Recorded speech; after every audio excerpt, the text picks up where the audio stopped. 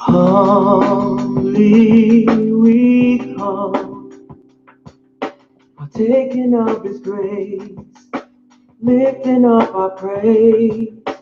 Kindly pouring out His love and conquering our fears. Every nation bless His holy name. Let all creation sing a song of praise. For He is mighty in each and every age. Awesome is our God, faithful our Lord. All that is He made, forever He will reign. Holy our King, Savior to the lost and champion of the cross. Every nation bless His holy name. All creation sing a song of praise. For He is mighty in each and every age. Awesome is our God.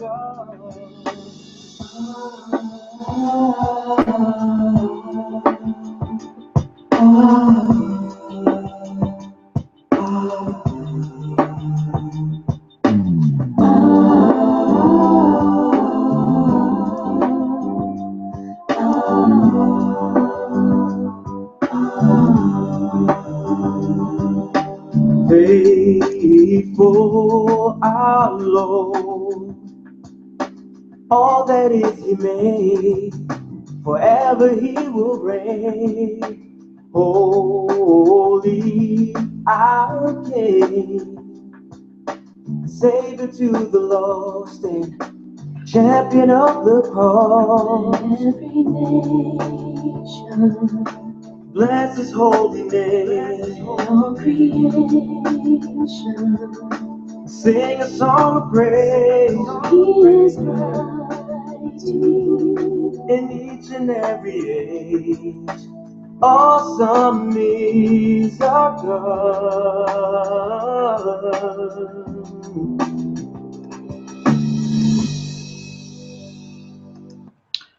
All right, thank you very much. Peace of Christ to all. Look like we have an error in the broadcast. It says different timing.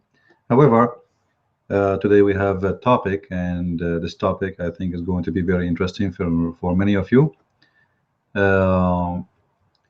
Before we start in the info of the broadcast, you will see there's a link where it shows that you can click in it and you can speak to me by voice.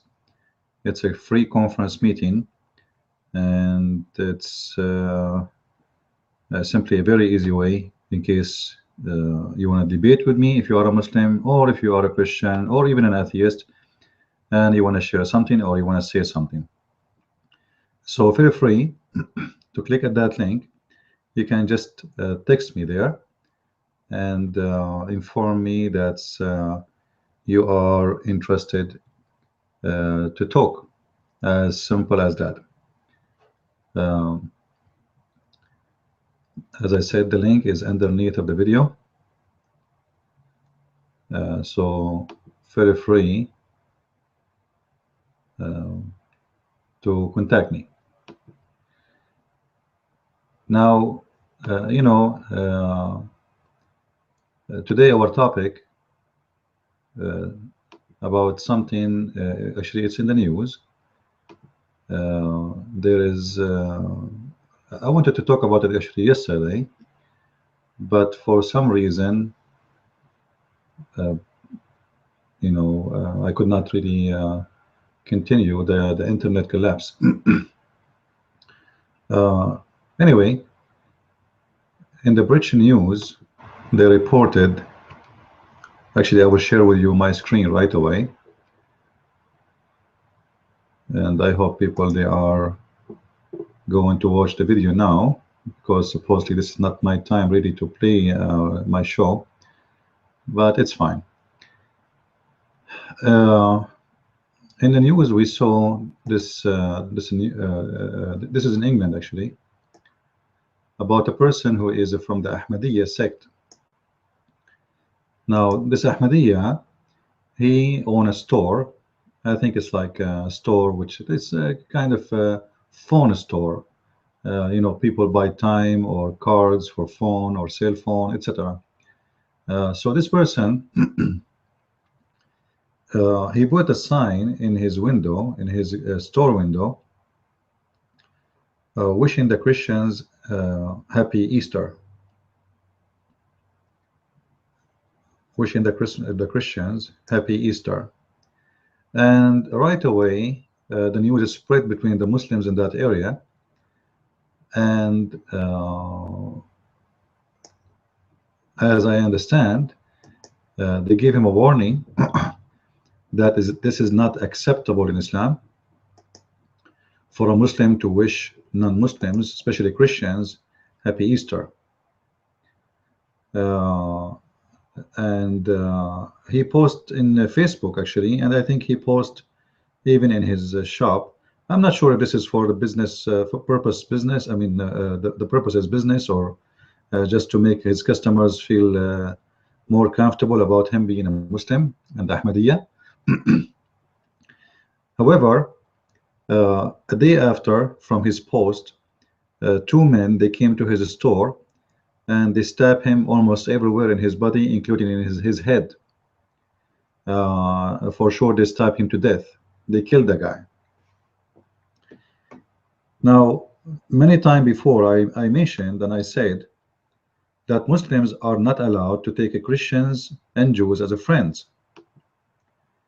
And for those who do not know why this guy was killed, because Islam forbid this Muslim from being friendly to us.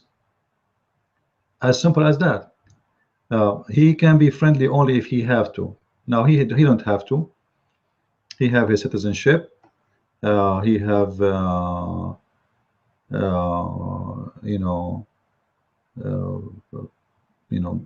he have everything. Like he do not need any of those things to be for him to be a reason or excuse to wish the Christians happy Easter. And when we say to people that Muslims and Islam is a very ugly cult, and it's very dangerous even for Muslims, people don't believe. Here we go. This guy, he did nothing really. He did what he did. He posted in Facebook or in his store, happy Easter.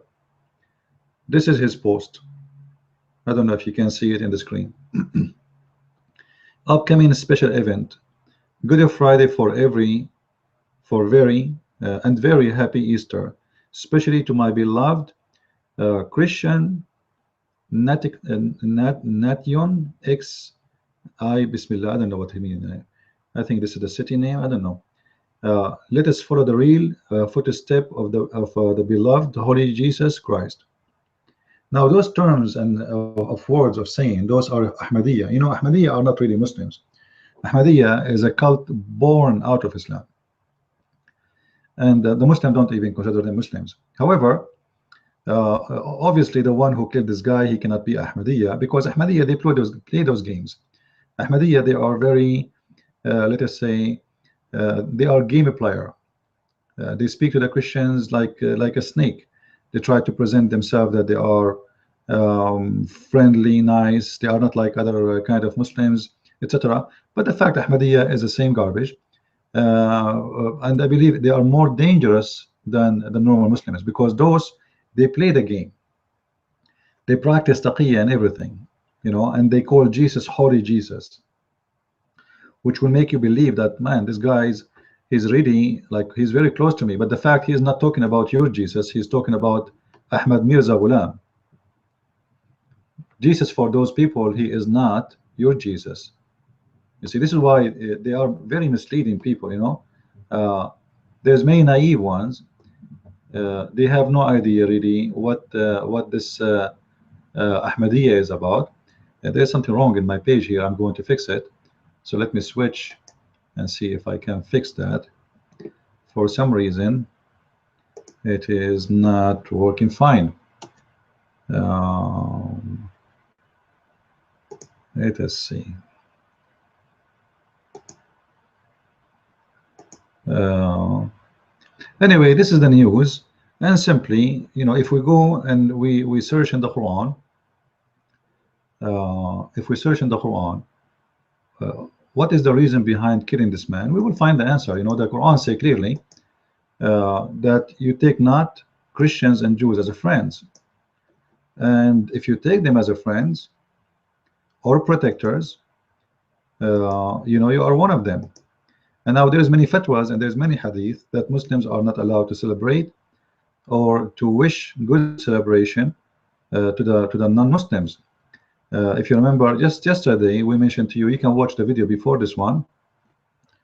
The interpretation of Ibn Kathir, where Muhammad, he said, don't initiate salam to the Jews and the Jews and the Christians. Why?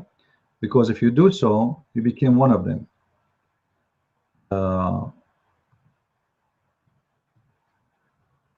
This is why a Muslim is forbidden from saying peace to Christians, and if you want to say it, he have to say it in the purpose of deceiving only. He should not mean it. So if we go here, there's many verses actually in the Quran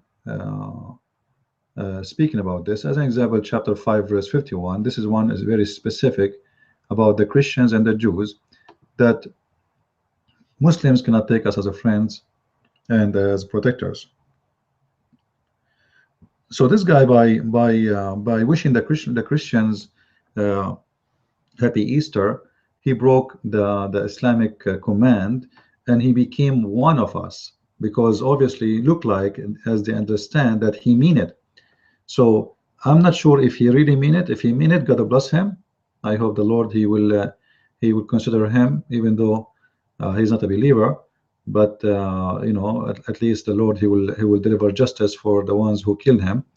And among it says here, and he amongst you that turns to them for friendship is of them. Do you see it? So if you take the Christians, if you turn to the Christians in a friendship, just for friendship, you became one of the Christians, and then you have no protection from Allah. All right, you can see that too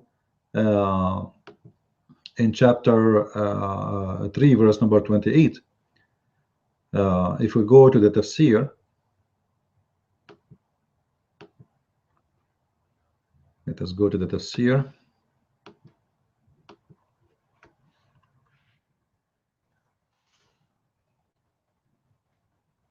In chapter 3 verse number 28, it says clearly that you cannot take them as a friends and protectors unless you are practicing taqiyya, which means to lie to them, fool them, and make them believe that really they are, you are a friend to them, but you don't mean it.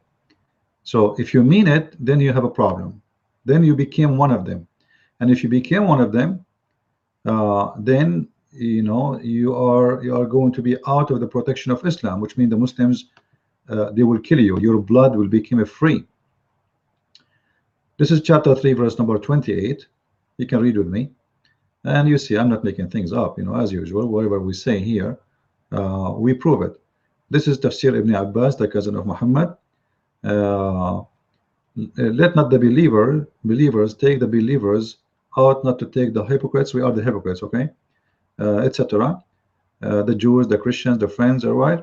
Then he says, who are sincere in what? And the one who is sincere in taking us as a friend. If you are sincere Muslim, who is sincerely taking us as a friend, which means you mean it, not to lie to us, seeking might and honor by taking the hypocrites and the disbelievers as a friend, he has no connection with Allah, has no honor, mercy or protection from Allah, which means it's like when you take the Christians and the Jews and the non and disbelievers as a friend, you sign your death warrant by Muslims. This is why they killed him. They did not kill him because it's just you know, he said happy Easter. For them, he is being a friend sincerely. He is sincerely being a friend to the Christians.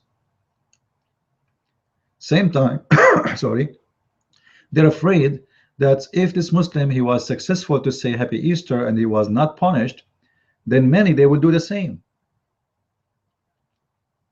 And this is how Islam works. Islam, if you ever try to think about what's right, what's wrong, and you try to practice it, the Muslims, they will mute you by killing you. In the same time, they will mute others by your death, because they install fear in the heart of whoever will think about saying happy Easter to the Christians again.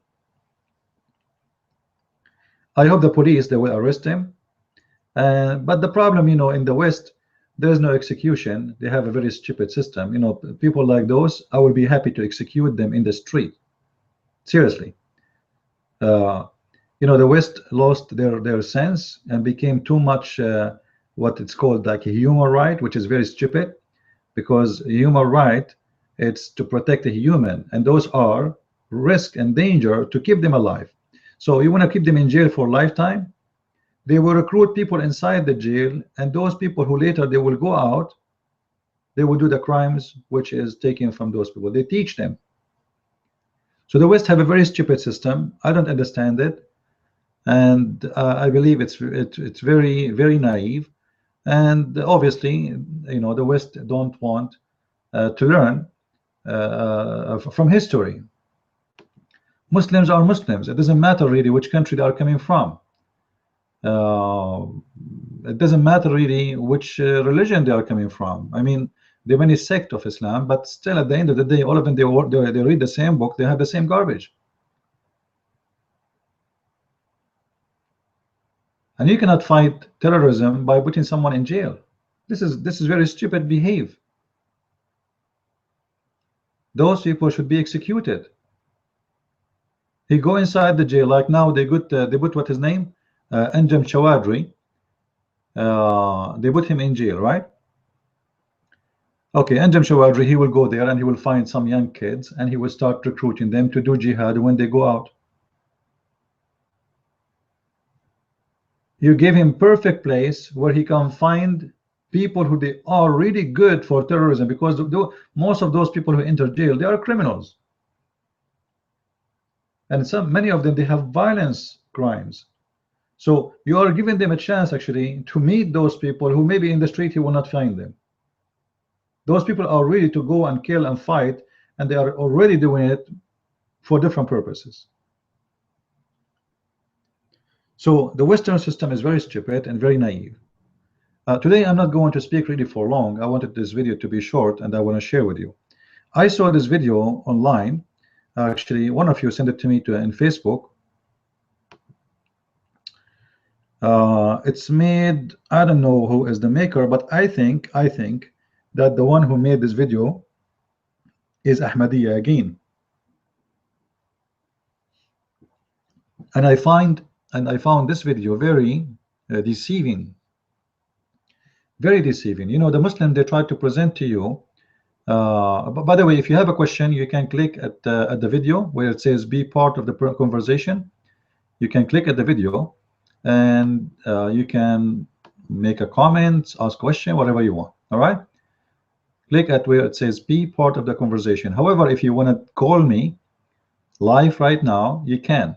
There's a link underneath of the video info for a free conference meeting. All right, click at that link and then click at the phone sign in order to be with me, and say hi in the chat. I will give you the microphone to hear what you want to say. All right, so feel free to be part. We will use this maybe from now on, so people, they can, if they want to talk to us, if they want to call, it's for free, and you can even use it from your phone. All right, the link is just there. Just enter a username. You do not need a password or anything. enter username, and you will be in. And then click at the phone. There is a red phone sign. Click in it, and there's a chat. Say hi, say I have a question, and I will give you the microphone so we can hear what you want to say. And if you are a Muslim, you want to debate me, you can do that too. Feel free. Actually, that will be very nice and very wonderful to see a Muslim who want to debate, uh, because look like they are not exist no more. I mean, the Muslims are not exist. Those who want to debate, Muslims, they want to debate only Christian women's, for a very simple reason, because they are seeking out, maybe we can date them, maybe we can, and there's many Western women, they are very naive, not only Western women, Western, Asian, from all over, very, I don't like to say words which is going to insult people, but to be with a Muslim man, even though this is not a topic, but maybe tomorrow I will make a video about it. To be with a Muslim man is very stupid, naive decision, and is going to cost you a lot. Number one, it's not a Christian to be with non-Christian. If you want to marry, you have to marry a Christian, because the Bible say clearly what evil and good they have to share. How two people worship two different gods, and they are the opposite of each other, and then you want to have a baby and families, and those babies later they will become Muslims. Trust me, your babies, they will turn to Muslims. Always evil win. When it's come to the in this earth, evil win. Remember that. Evil is more strong. One bad apple can make 25 apple box bad.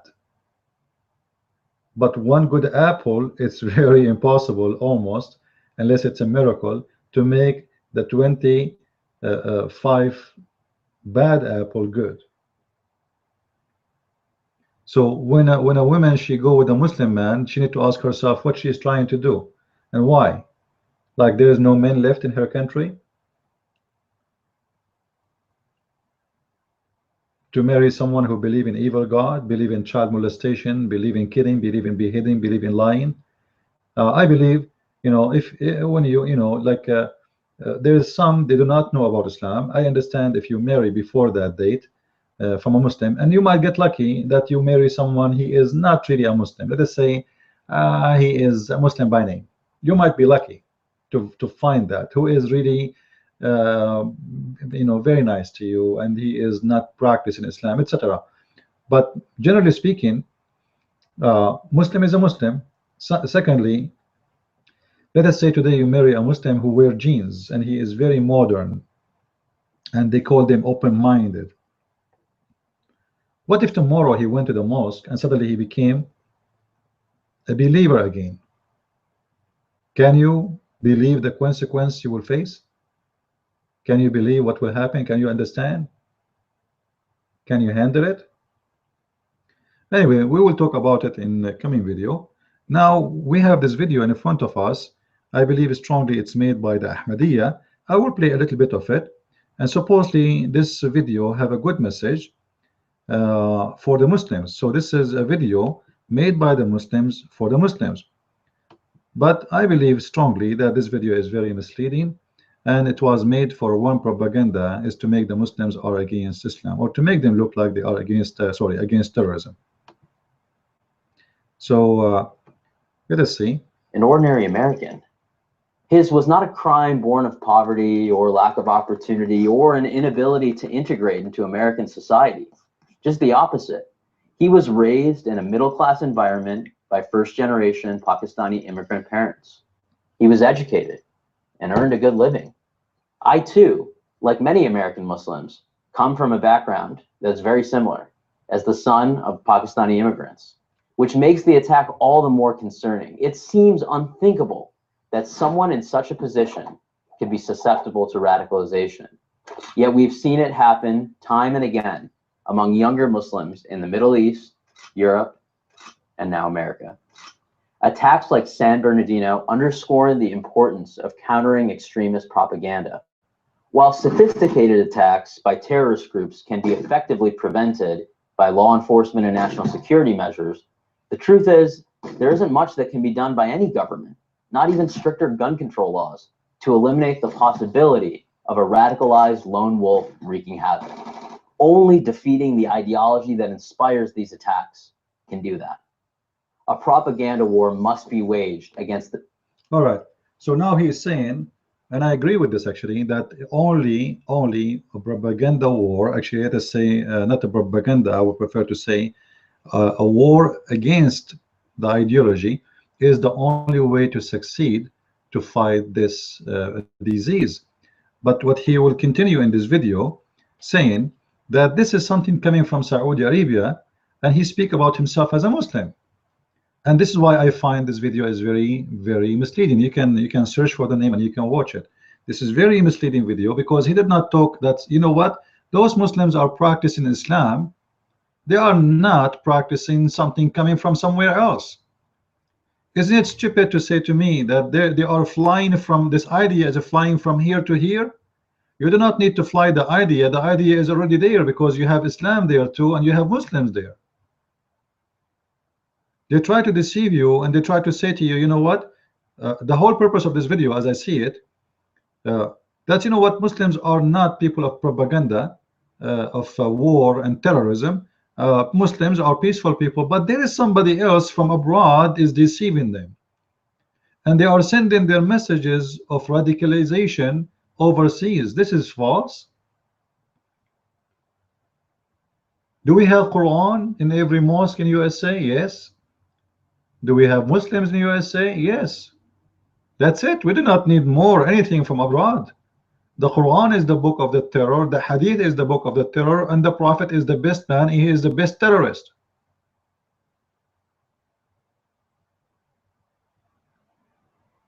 He did not say one negative word about his religion, saying, you know what, we have to face the truth that our religion is religion of terrorism and we should fight this religion. What he's trying to say to you, oh, you know what, there is ideology which is coming from overseas, and he mentions Saudi Arabia by name, making it as if it's about Saudi Arabia. This radicalism, and American Muslims have to be on the front lines for it to be credible. Merely condemning Islamist terror is not enough. We must actively engage in counter-extremism messaging. We must build an intellectual and theological case against radical Islam. Look at this this false deception talk against radical Islam. Like, did the Muslims finally change their book? Like, do you have a new version of the Quran which says don't fight the infidels, don't hate them, don't kill them, don't kidnap them, don't behead them? This is why I say those videos are very stupid and very naive. You know, for me, it might be a smart from the one who made the video to deceive us as a Christians or atheists or whatever, to say, you know what, here we go, we are Muslims, we're against this. This is not Islam. The fact this is Islam, and this guy, he is a misleading person. Very deceiving.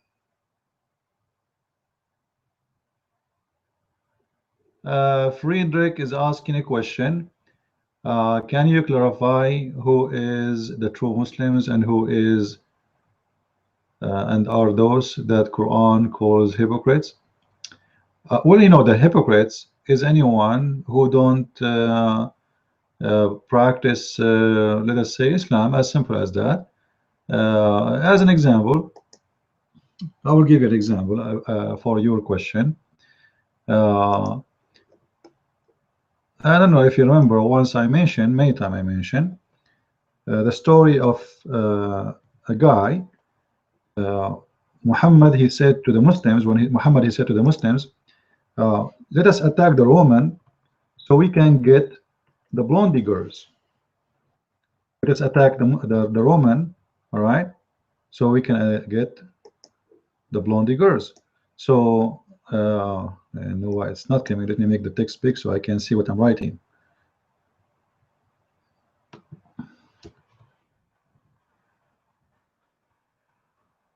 All right, it should be fine. I'm not sure why. All right. Chapter 9, verse number 49. Chapter 9, verse number 49. If you go to this chapter, a guy said to Muhammad, don't seduce us. Don't draw us into trial. Many do not know what this is about. If you go to the book, there's a book, it's called Asbab al-Nuzul. Let us go there. Let us try here first.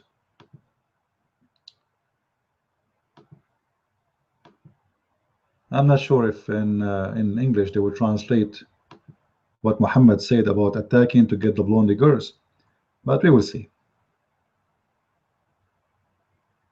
Here we go. Of them the hypocrite is he who says. The reference here is to Ad ibn Qais.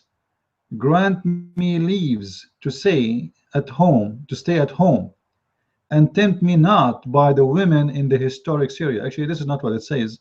It is by the Roman women, the blondie girls. So Muhammad, he was meeting with the Muslims, saying to them, let us attack them so we can get the blondie girls.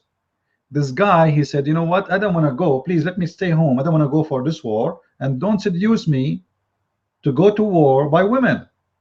Muhammad, he called him hypocrite.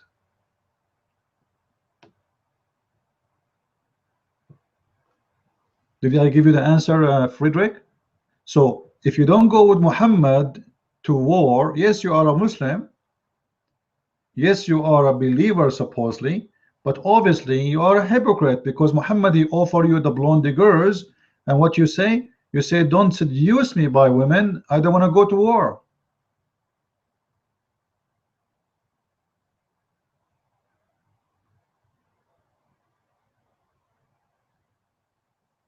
So in Islam, a person like this, he is a hypocrite.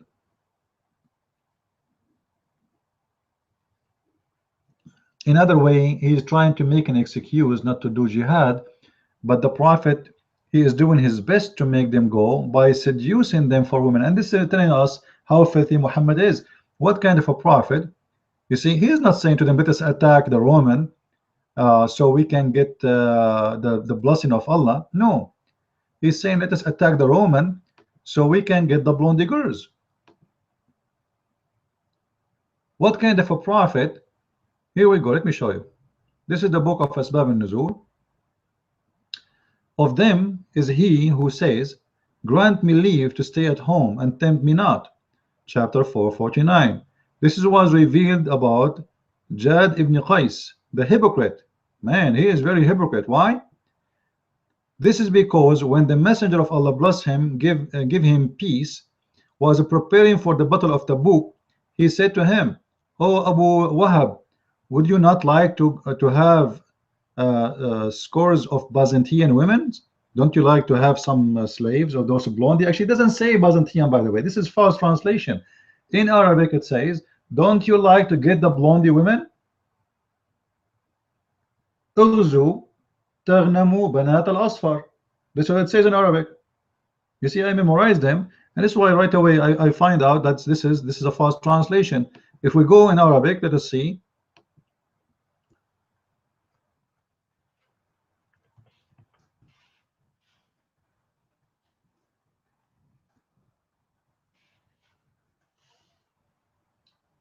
All right.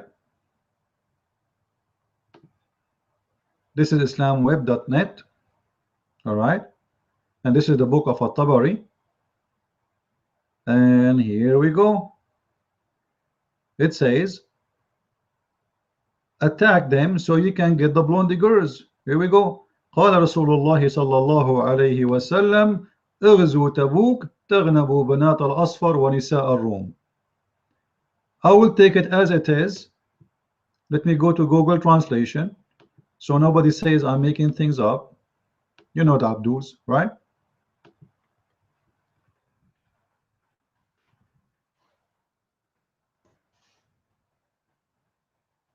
All right. I will copy in front of your eyes as it is in Arabic and paste. قال رسول الله صلى الله عليه وسلم. Whatever, we take it here, we paste. English. Bingo.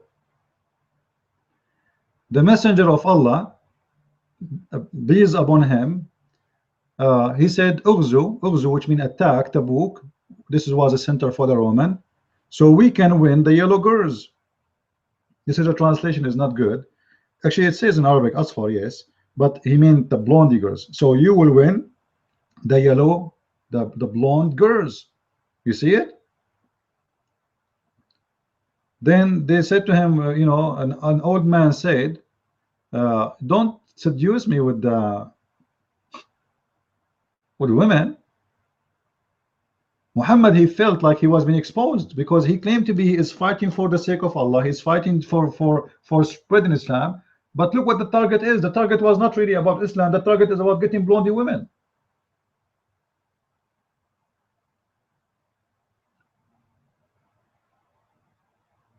Imagine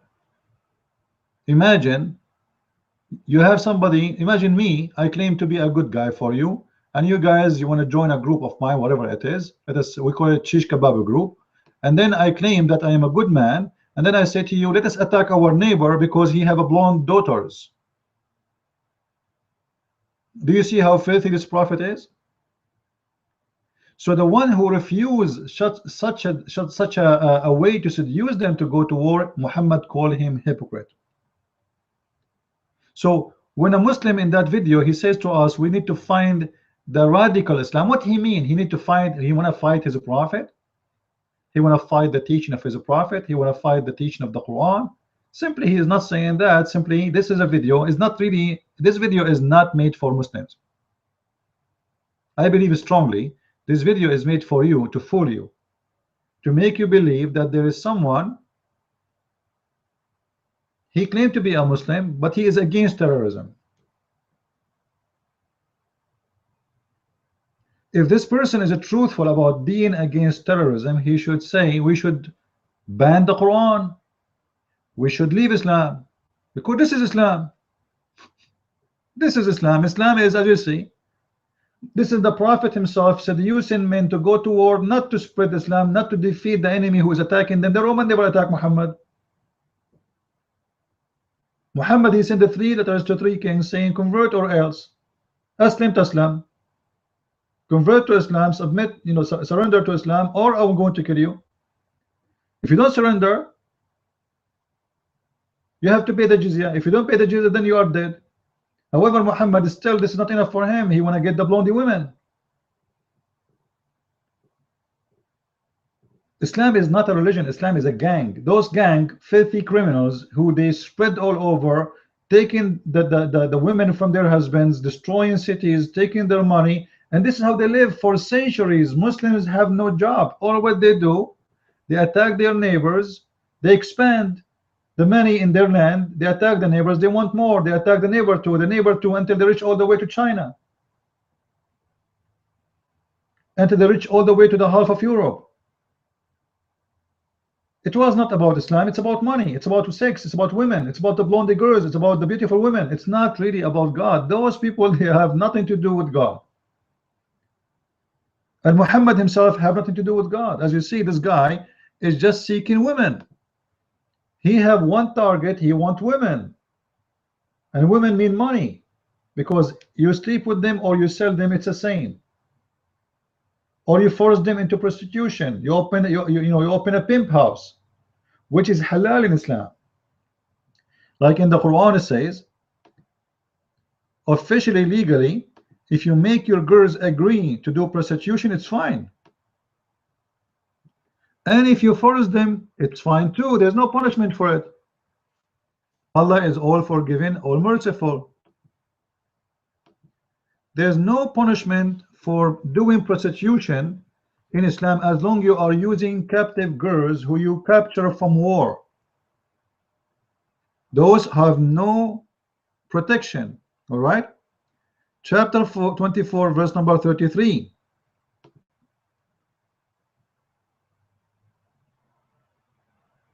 Read with me.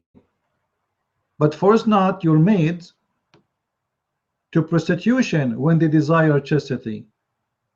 So what if they don't desire chastity? It's okay.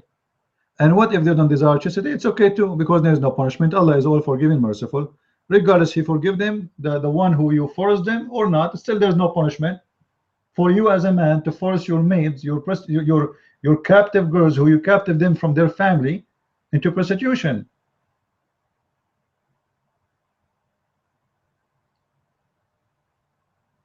Like, can somebody tell me what the Muslims was doing for living in the last 14 centuries before the oil? Nothing. Forcing people to pay jizya, attacking the neighbors. You see, they talk about civilization, etc. This is garbage. It's nothing but garbage. Farming, Muslims don't do. They don't know even how to do farming. It's haram even to do farming. If you go to the book of Sunnah,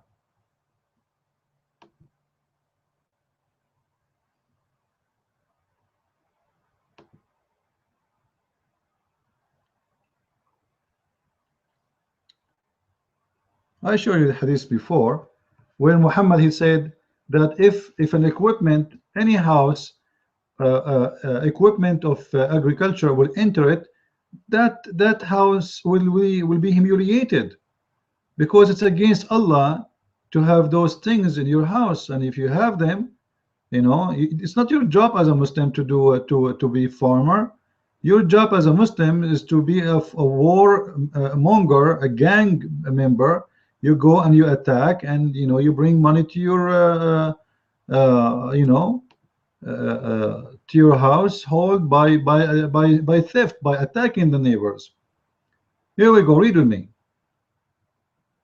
I saw some agriculture equipment and said, I heard the Prophet saying, there is no house in which those equipment enters, except that Allah will cause humiliation to enter it. So who is a Muslim in the world he will do farming? If a Muslim today, like now, you know, the Muslims, because they don't have really the source as before to attack and take, you know, if they can attack America, why they want to go work? If they can get the wealth of America, if they can get the wealth of Europe and make the European pay for their jizya, a Muslim, he will not work. He will go from time to time, kidnap few girls, put them in his house, do prostitution, sell them, and force you jizya. He collect the jizya every month. He go to your house. Where is the money? Give me the money. All right. So it's like open door slavery. They don't enslave you, because if they enslave you, then they have to feed you. They let you free. Every month they come to your house. Where is the jizya? Pay us. And then he go home. He live having fun, eating, belly dancing for him, women dancing from everywhere, kidnap any women he like, any Christian women, any Jewish women, any Hindu women, anything. That is Islam. But agriculture equipment in the house is against Islam. So what the Muslims do for a living? Any Muslim want to tell me? If agriculture in your house is against Islam, where do you get your food from? Who is feeding you? Who is the one doing the farming? This is why I mentioned before, the revolution is called the revolution of the Zinj.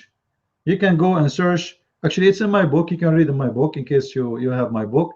You will see that one city in Iraq only have almost more than 700. Some numbers they say 500,000. Some numbers they say 700,000.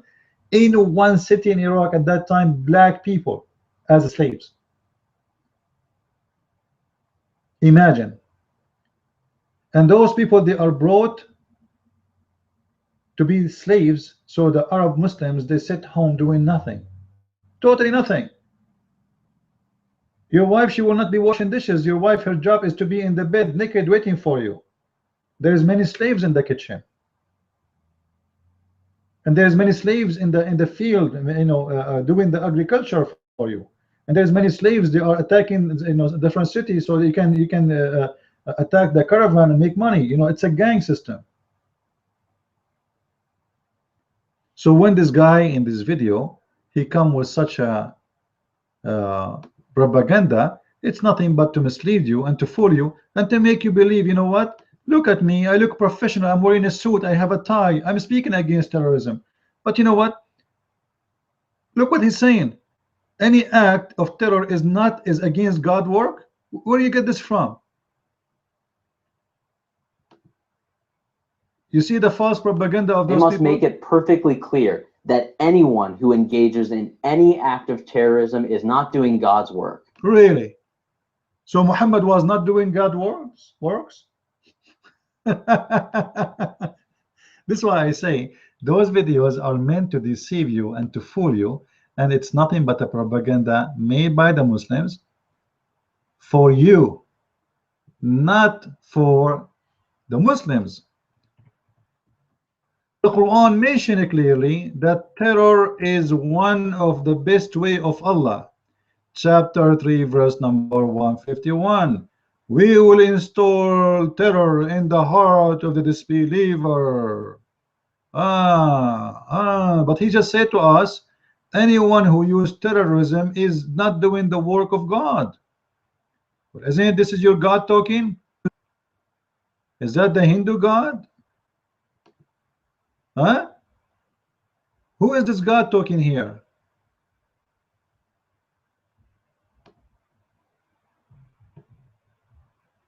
You see the hypocrisy of those Muslims? So this is, I want to say thank you for the one who sent me a video. Please, you know, if you have something, send it to me to make it to answer it and to refute it. And you know, I will be happy to show you that those people, actually those Muslims who wear a suit and try and they speak this way, they are more dangerous than the terrorist. Why? Because simply those people, their target is to mislead you. So they complete the work of terrorists. So they don't want you to get angry. They don't want you to go to your gun and go crazy. They don't want you to go against your government and say, hey, my government, you are doing nothing, you are bringing Muslims to us. You know, they don't want you to go to lose your mind and lose your patience with Islam. They don't want you to push your government to go for war against Islam. So what we say to you, you know what, this is not the act of God. We are Muslims and we are against terrorism. So what I'm reading now, is that the Book of the Mormon? Is it? I will instill terror in the heart of the unbelievers. Submit ye above their neck and submit what? Submit what? Cut their necks and cut their fingertips. Is that Quran or this is the propaganda of Osama bin Laden? He just told us that an act of terror is not from Islam. The terrorists, when they do anything, they quote for us the Quran and they quote the hadith of the Prophet. But when those Abdul, they answer, they have no quotation of Muhammad. Where Muhammad said don't kill, where Muhammad said don't attack, where Muhammad said don't do jihad. How many Muhammad himself he killed? How many he raped? How many he terrified? Muhammad, isn't it Muhammad who said, I've been victorious by the terror? How Muhammad was victorious? Question to this Abdul who made the video. What was the way of Muhammad to be victorious? Muhammad said, I've been victorious by terror. This is the first translation, by the way. It says here, I have been helped by terror. No, I've been victorious by terror. It says in Arabic, Nusirtu bil-Ru'b. Here we go. Nusirtu bil-Ru'b. All right.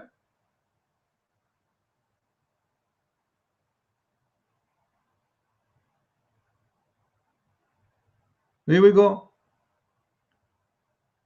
I've been victorious by the terror in the heart of the enemy. Spoil and get their spoils was made lawful for me.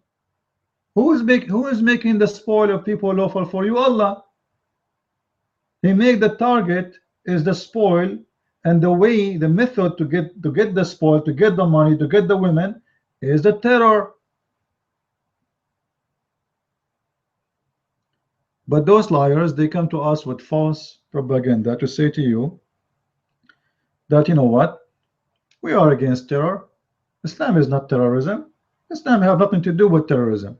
When a poor guy he say happy Easter to the Christians, Muslims kill him.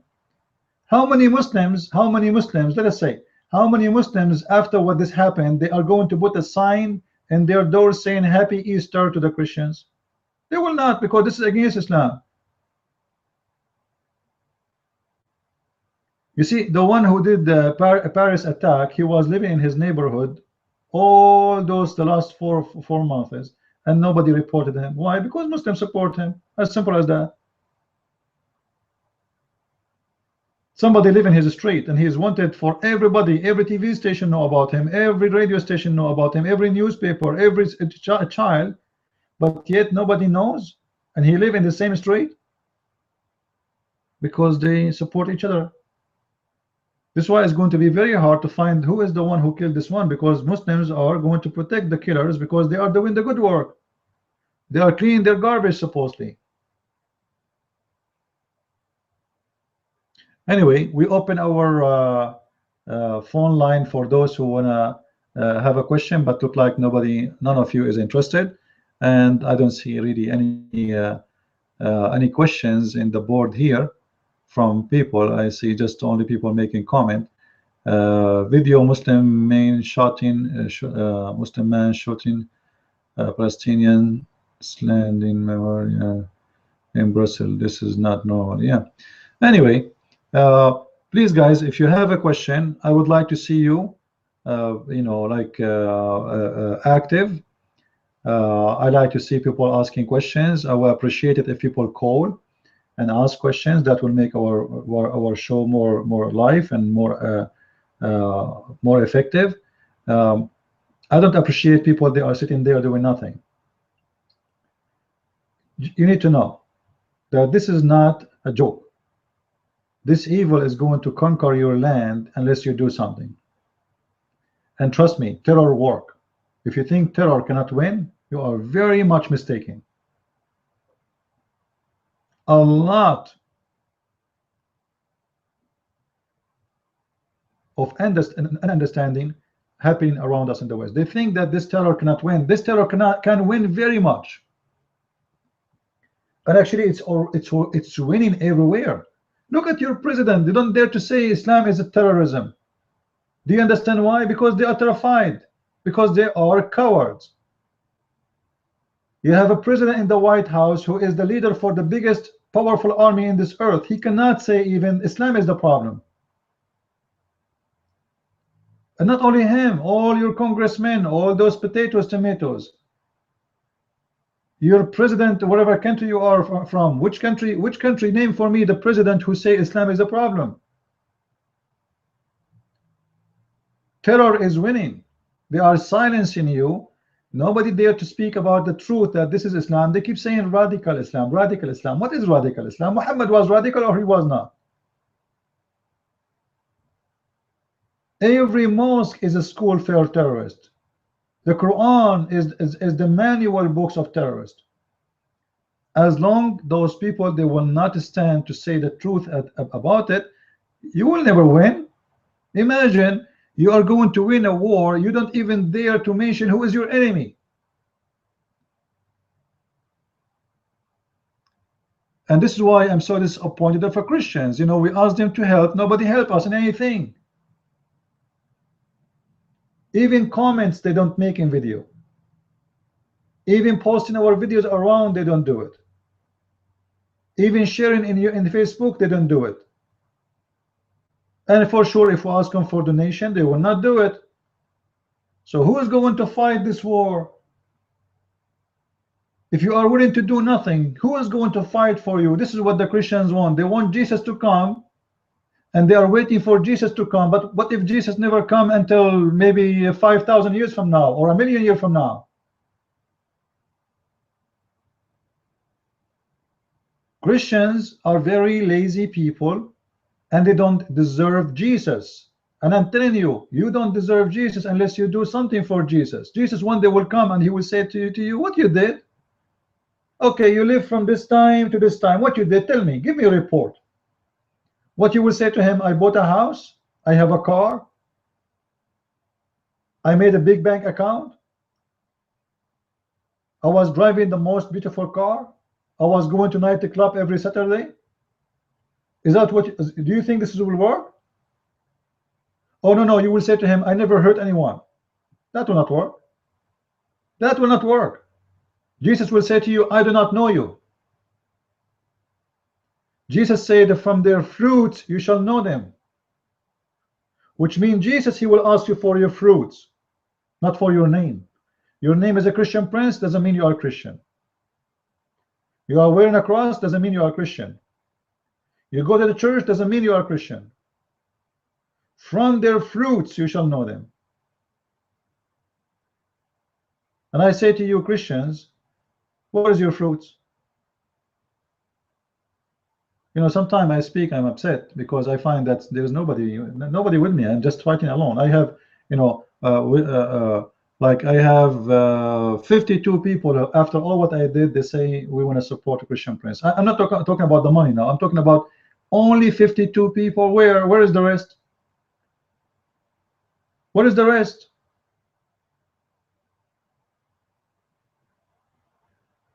There's millions watch my videos. There's millions they listen to them. There millions they say to them they are fantastic, but only 52 they are with me.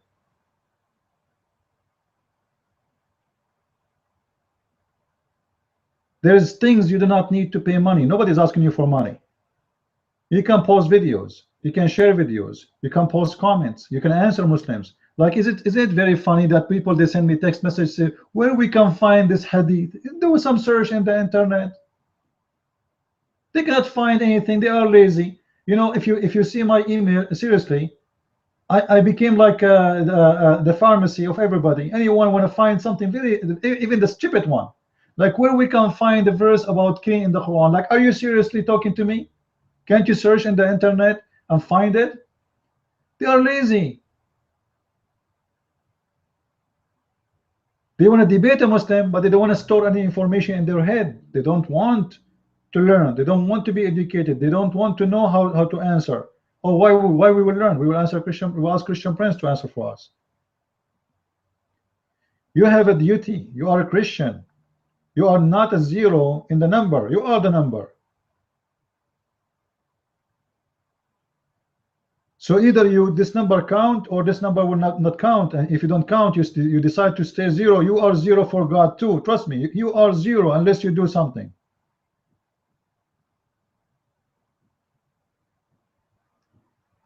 And this is why you see those Muslims deceiving Christians, because simply Christians are not there.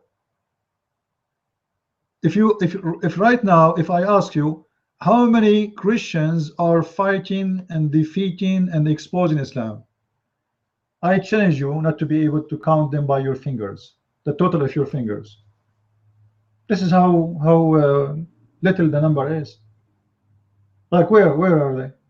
What you will say to me, Robert Spencer, Sam Shamoun, Osama Dakdok, you know, very few names. What is the rest? What happened? We are almost 3 billion a human being. If we ask the same question, how many Muslims are fighting Christianity? Every Muslim fighting Christianity. Every Muslim. A Muslim child is more educated about his religion and your religion more than you. Go right now and ask your child at home. Ask him any question. Let us see how much he knows about your Bible and how much he knows about Islam. Or forget about your child. Ask your adult. Ask yourself. How we can fight this cult if we are willing to do nothing? So the fight starts from inside my home. I arm myself not by guns and weapons. I arm myself by the truth and the knowledge. You see, knowledge can destroy you or can build your house. So if you have the wrong knowledge, which means ignorance, then you will be destroyed. If you have the true knowledge, then you are protected. So what do you want to do? What do you want to be? Do you want to be an ignorant who know nothing? Look at the media. You see the Christians, they are watching everything happening in the school. They teach clearly. Imagine they are printing books in American schools saying the Qur'an is the only scriptures was protected by God. Imagine it is not allowed for Christians to mention the word Bible in the school, But in the same school, they say that the Quran is the only protected book of God. You see what the filthy atheists are doing?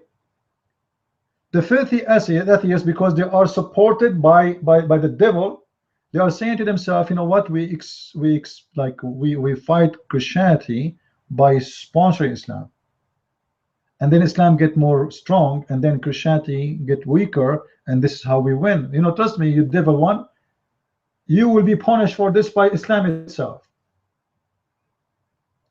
This is what the stupid American they did when they sponsored Osama bin Laden. They trained his men. They built camps for him. Even they gave him donation. They sent the CIA agents to train them. And later he was the first to buy them. You cook evil, you will eat evil. But again, this is not the fault of the atheists, is not the fault of the Muslims. It is the fault of the Christians who claim to be Christians by name. When I look around me, I don't see really, I see very few numbers. You know, I appreciate them, by the way, and I love them all, but very few number where the rest does not exist.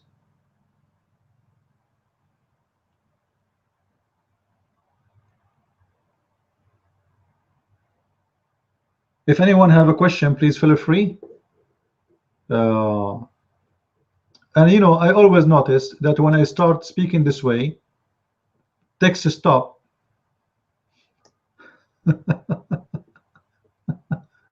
Right? Text stop. You know, if I did not even mention anything about like help us in donation. So I think if I say donation, people they will start leaving the broadcast. Right? Like here we go. This is our donation link. Right away, you will see the number of those who they are watching go smaller. This is the fact. People they want to have fun. People want to enjoy you talking. People want to enjoy you risking your life. But we don't want to be part of this. You know, this is dangerous. This is risky. This is scary. We are potatoes. We don't want to do that. Okay, you fight for us. You die for us. You, Jesus, die for us. You see, this is what they teach you in the church, right? That Jesus died for you. This is why Christians, they love Jesus. They want someone to die for them. They don't want to die for Jesus. They want someone to give them everything for free. They don't want to give anything. In the old days, Christians, they used to be given as food to tigers and lions, and they don't change their faith. Christians today, they are not exist. People, they can insult Jesus and you say nothing about it. People, they can make fun of Jesus and you keep staying watching. People attack your belief and you say nothing, because simply you are nothing. So either you decide to be a Christian for real, or you know what, trust me, it's better for you to leave it. Go enjoy your life, go to nightclub, dance, shake your bum as much as you want. You know, don't claim to be Christian. A Christian is someone, he do something. How many of us is making videos? You know, let me tell you, you can make videos without talking. You know that, right? You can make videos against Islam without talking. You do not need to talk. Free background music, text in the screen. Do you know Islam teach this? Do you know Islam teach that? You can do it. It's for free. It costs you no money. But you know what? We are not willing to give our time. In the same time, if we go right now and search for in YouTube about videos made against Christianity, unlimited number. Go and see how many Muslims are making videos against Christianity. It's hard to believe, because Muslims, they work for their God, the devil. Christians, they don't work for anyone. Christians, God works for them.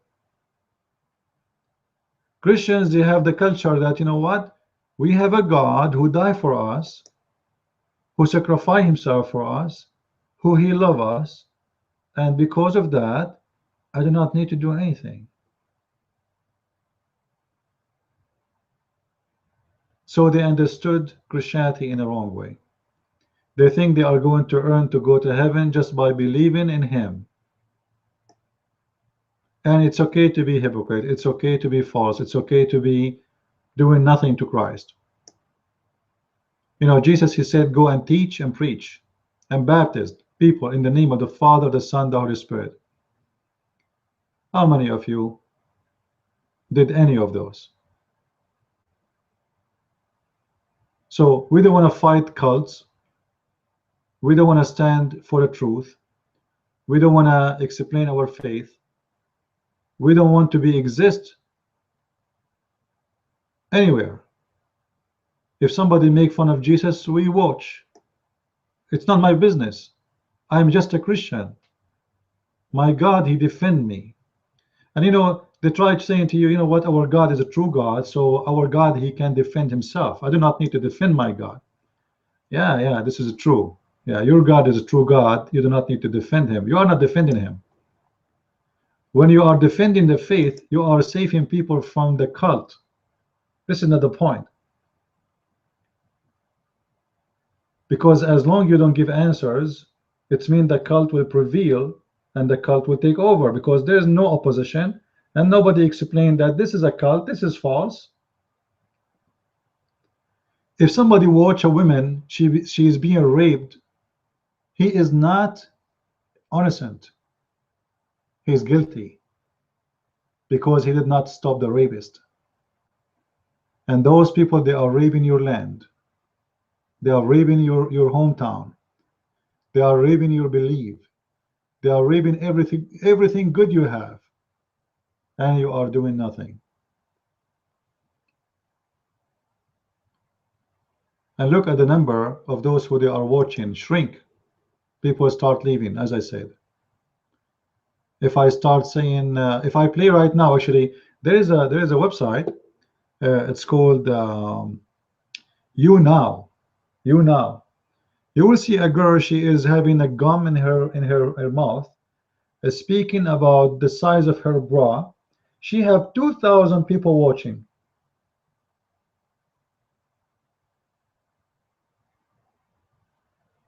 In our show, we have what?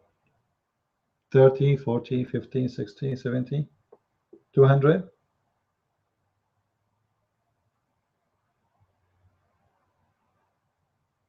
This is what is called successful business. Once and this is what makes me upset, really. You know, there's a woman. She is showing her viewers the new jeans she have, the new jeans, and you believe it or not, at least 3,000 people watching live. All what she do, she go, she change her jeans, she come back, she walk in the front of the camera, comment is going crazy in the chat, and she go again and she change a new shirt, and maybe this shirt fit with this one. I watched for 5 minutes. I could not believe what's happening.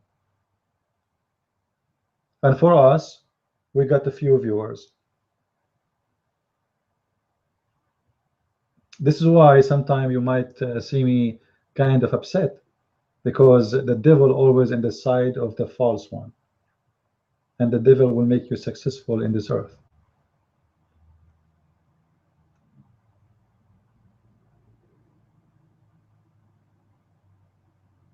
And look, you know, for me, I try to find every way to make people call us, ask us questions. We open, like, you know, this line for people to call. Not even one of you call me. Not even one of you want to just make a phone call, say, you know what, say, let us ask a question. Let us say thank you for this man.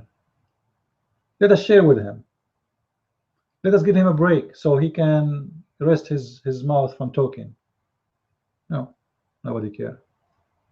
So I hope, you know, I'm just sharing with you what is in my heart, and I hope people understand why sometimes I'm really upset from Christians. You see, Christians don't deserve Jesus. Seriously. They don't. Look at those Muslims. They leave their homes, they leave their family, and they want to do jihad so they can get the women for which Allah will provide, right? Well, at least they are doing something. Now, what the Christians do to earn God, to win salvation, the real Christians are very few. I don't see still any question, which is a very good sign. That's mean all of you understand very well and you do not need me no more. So I want to say thank you for being with us, guys, and I hope I was able to explain those points we mentioned. Please understand that's this is a war. This is not this is a big war. This is bigger than Hitler war. What is coming is going to be very, very scary. You people, you saw nothing, and I assure you, you saw nothing of terrorism. And as long you are voting for liberals governments, terrorism is going to eat you alive. It's going to take your children's. It's going to make you scared to go to the Starbucks. It's going to make you scared to go to the mall to do shopping. Just wait. Just wait until you see Muslims start doing dirty bombs. Now you are so terrified because of 30 people die. Just wait.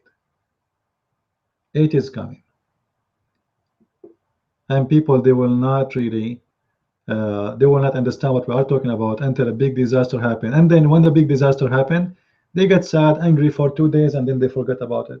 Look what happened. 9/11, 3,000 people burned alive. Burned. You know what burned mean? They burned. But they forgot about it. Nobody mentioned it no more. A week, 2 weeks, 2 months, 3 months, it's gone. Right? And what happened in Brussels and what happened in France, it's gone. It's forgotten. Just wait. 2 months from now, they will have parties. Parties. Europe is going to be punished badly because people, they became fake believers. Churches, there's no real teaching in churches. Like you go to the church, what the priest is teaching you? Now seriously, what the priest teach you in the church? What you learn when you go to the church? Nothing. He read for you something you heard 1 million times, over and over and over, but there's nothing, there's no wisdom, there's no real teaching. I know what Jesus said to me in the Bible. I know what he said to me many times. I know what he wanted me to do. Now what is your part as a priest to do in the church? It's just to read for me this verse? I can read it alone. There's no real education. There's nobody refuting cults. Like, what about we make a study for how we refute cults? Who's going to do that?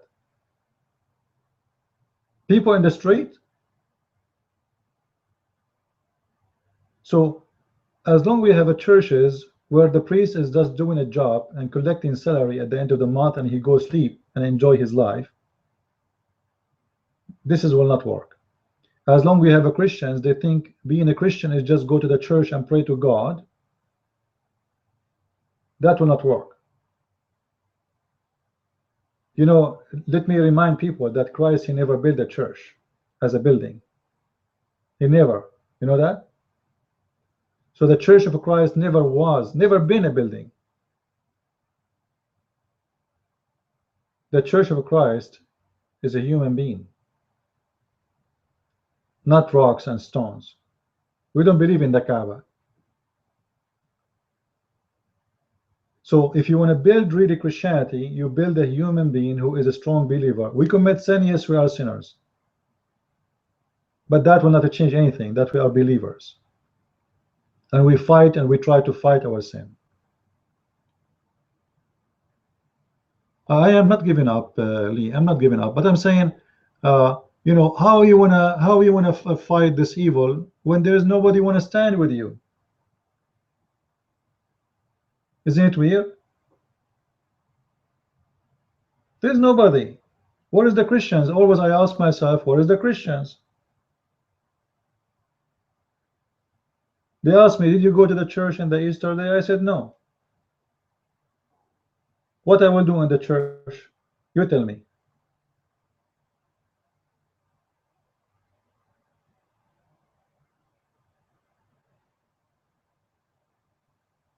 Those places, they are not people, places of God no more. People there, they are just doing something traditional. It's a tradition. It's not really, it's not a strong belief anymore. People, they go there because it's a social place. uh, People meet each other. People, they sing a song for God, and they pray two words, and then we go home, and then we feel bad. Why? Because we did not have enough fun. There's no barbecue this week in the church. Churches wasn't meant for this. Churches was meant always to be a place for education and teaching. You see, there's a big section in the Bible. It's called the letters. Letters. What those letters about? Is to teach, answers, dialogue between the Christians. Christians, when they meet in a church, they should have a dialogue, not just to pray. We pray for 5 minutes, 10 minutes, 10, 15 minutes, and that's it. God is not deaf. You go to some traditional churches, they pray for 2 3 hours. Like, come on. Where is the dialogue in the church? Where is the teaching of Jesus? Where is the conversation between the Christians? Where is the education? Where is the teaching? What about we answer questions? People, they have questions about divorce, have questions about marriage, have questions about crimes, have questions about drugs, have questions about lifestyle, about things changing, about etc. Who is going to answer those questions? Christians should be a group of people who dialogue together. They send letters to each other, the same as Paul and John and all the apostle of Jesus. They share their opinion, their idea, how we solve problems, how we face problems. But in the churches today, there is none of this. There's a band in the stage playing the music, and there's people in the ground waving their hands. And then we sing the song, and that's it. We praise God, and God love us, and God, He died for us, and okay, we go home. But what we accomplish? Nothing.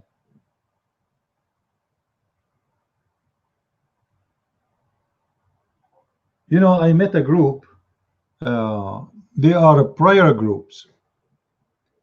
Prayer groups. I'm sure you heard of many of them, right?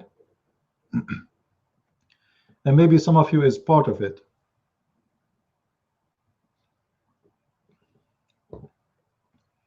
Christians, with my respect to the prayer, by the way, I believe in a prayer power, but Christianity is not a belief of prayer only.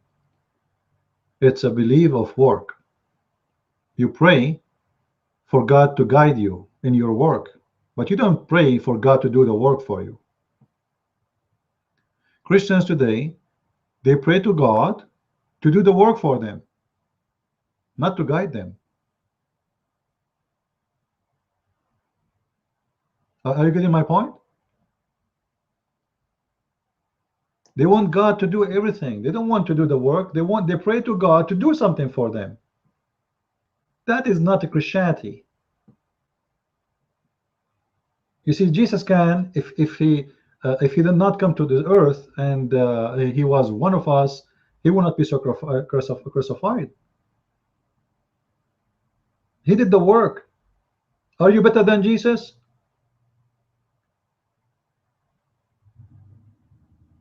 Jesus, he go and he teach and he preach and he go from place to place and etc. etc. All his life is a mission.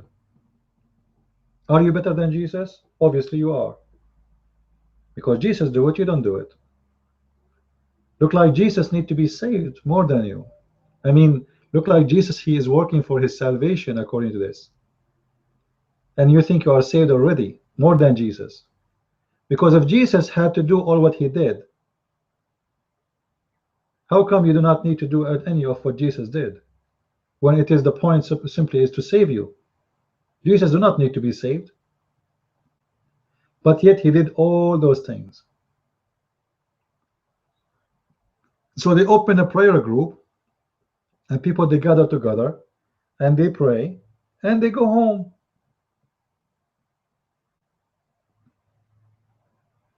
Very strange. I was invited for a prayer group in Asia, and about 12,000 people, they will gather together to pray. I said to myself, if I can gather 12,000 people and ask them to do some work for Jesus, is it better from gathering to pray? Do we really need to pray for 4 days? Consuming that much of time, like, is our God is a deaf God to the point he need 4 days to receive our prayer? 4 days, 12,000 people. How beautiful it is if we can convince those 12,000 people to go and do the work of God for 4 days. Volunteer to help the poor one, the old one, you know, people who they are trying to teaching children. There's many ways to do it. Which one is more beautiful for God? 4 days praying for God, or praying for 5 minutes and working for God 4 days? That is not a Christianity, even though it looked like it's a Christianity.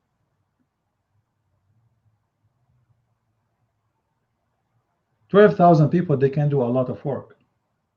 They can save a lot of life. They can change the life of many. What if we find those who they need, let's say, a badly surgery to be done, and they don't have money, and then we ask 12,000 people to donate $1 each to save the life of this person? This is better than the 4 days of a prayer. This is the work of God. Save a human being, do something. And by doing that, people, they will see that you are really person who present the image of Jesus, because you do the act of mercy, not the prayer of mercy. Imagine I am angry, I'm dying from hunger, and you pray for me to eat. I never heard of food coming from the sky, unless it's a miracle. I don't think it's going to happen this way. If somebody in front of your your home is dying from cold, you pray for him to get a blanket, and you think God will send a blanket. In the morning you will find him dead in the front of your door. So Christians, sadly, they became, like, I don't know, like number, which is start by 0 and end by 0, which means they don't count, even in the count of God, unless those who they are really Christians who do the work for God. So my point is, I don't want to, I'm sure there's many of you are bothered from this. If you are a Christian, prove it. Prove it. Make videos. Explain verse from you don't want to attack any religion, no problem. Make a video, explain the Bible to someone. Share your idea about this beautiful verse. What do you think about it? Somebody will watch it, somebody will see it, somebody will love it, and somebody will come to Christ because of your work. There's many ways you can do. Go to the internet now and see how many videos are attacking Christianity, and Christians are not there.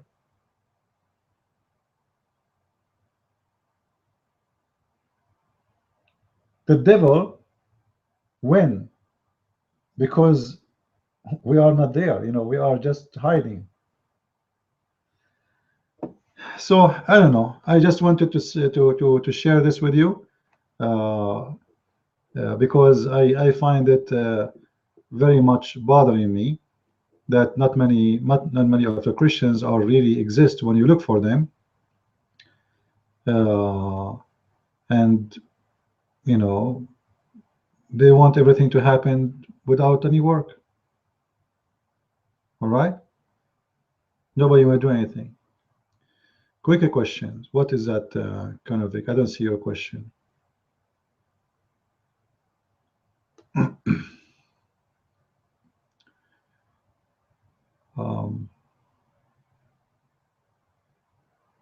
don't see the question. Where is the question? What is the song of the name which you always play? Well, this is a CD. This is a DVD. I bought, you cannot play songs unless you have a copyright over it, right? Unless you buy it licensely. So it is it's called Joyce Worship. You buy it from a website, but there's no name. There's no name for the singers. It's a company who produce those songs. All right. And like here, you see that the difficulty I face. Even if we want to play a song, we have to pay for it. A little part of your music, you have to pay for it. A graphic you want to use, you have to pay for it. Otherwise, they will shut you down. So I will appreciate if people help me. If you are a music person, make a music for us. If you have a song you can play it for us. Record it, send it to me. You can help in many ways. Nothing for free, and there's one guy, he have to do everything. If you see my screen, you will laugh. I have my laptop, I have my TV. I'm hooking up my computer to my TV because I need two screens. All right.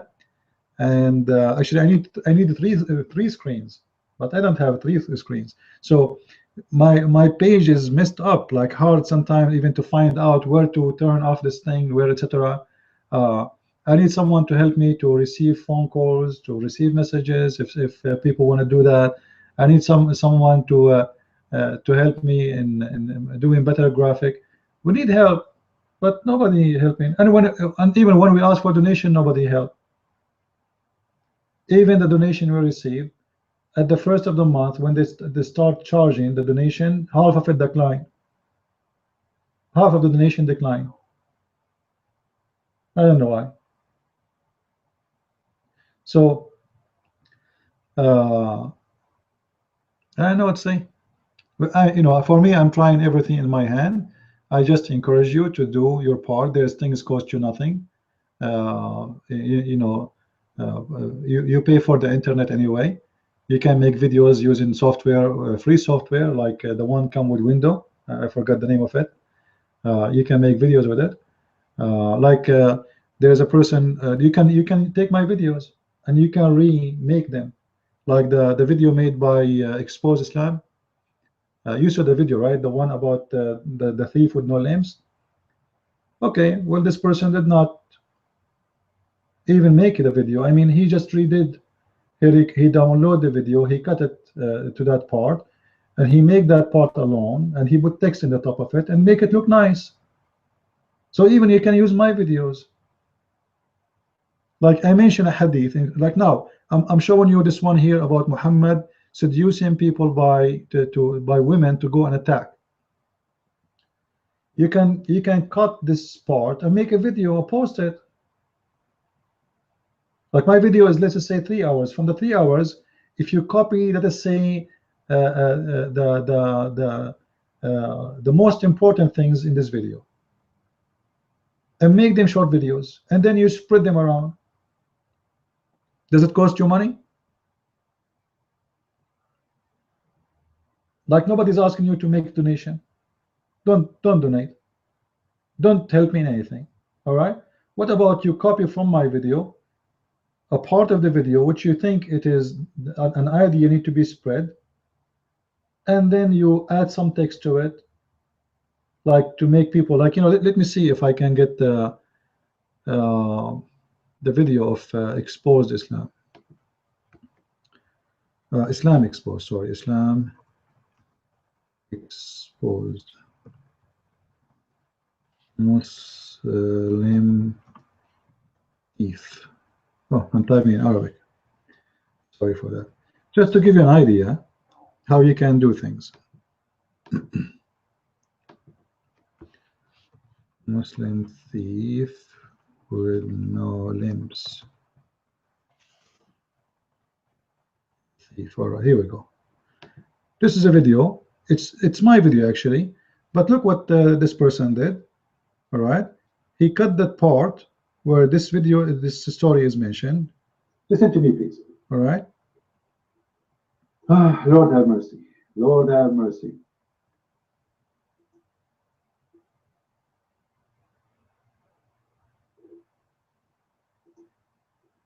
This is the first time they brought him for a theft. All right, so this is my video. You can copy the part you think it's important from my video, and you can make it a video, and you post it, and you add text as you see to the video to explain a point, to make them focus on something, you know, they do it. And like, what about you translate my videos? There's people from Nigeria, translate to Nigerian. There's people from South Africa. There's people from Deutschland. There's people from translate. People don't understand what I'm saying. Help me.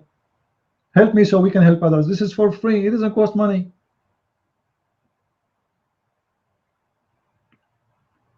Don't donate. Don't spend money. Don't do anything. Nobody will know who you are. Make a video, post it on the internet, and that's it. Don't use your voice. Make a subtitle. Add comments. Ask friends to share. And when you see someone is making a video against Islam, subscribe. It doesn't matter you know him or not.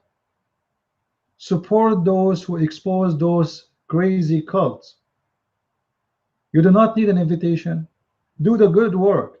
Help him so he can do better. Help each other.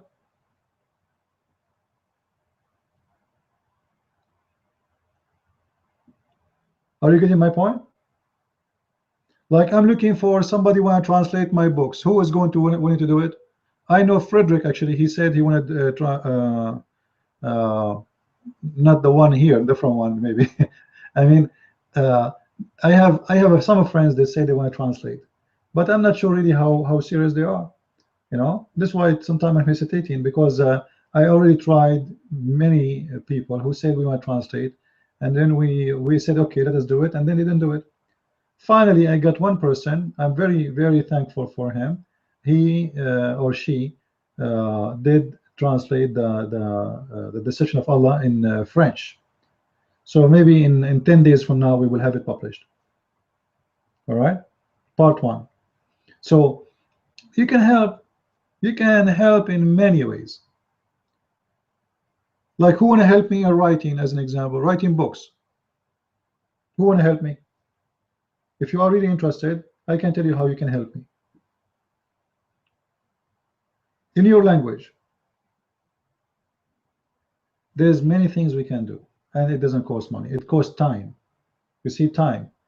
Are you willing to give your time? If you are willing to give time, you can do a lot of things. And you see, the internet today is very powerful. You can reach every home. People, they can be taking a shower watching their phone these days. Even phones can go in water. Phones can go even when they are swimming. So you can communicate with people in an amazing way. You do not need to talk to them in the street as in old days. You can deliver your message to every house, every phone, every place without going anywhere. Like, isn't it amazing to see that you know, a video you made, there's 1,000 people, they saw it in 2 days or 1 day? Beautiful. So you were able to communicate with 1,000 people, and God knows how many of those to 1,000 you were able to change their mind about something they thought it's right, and now they know it's wrong, or the opposite.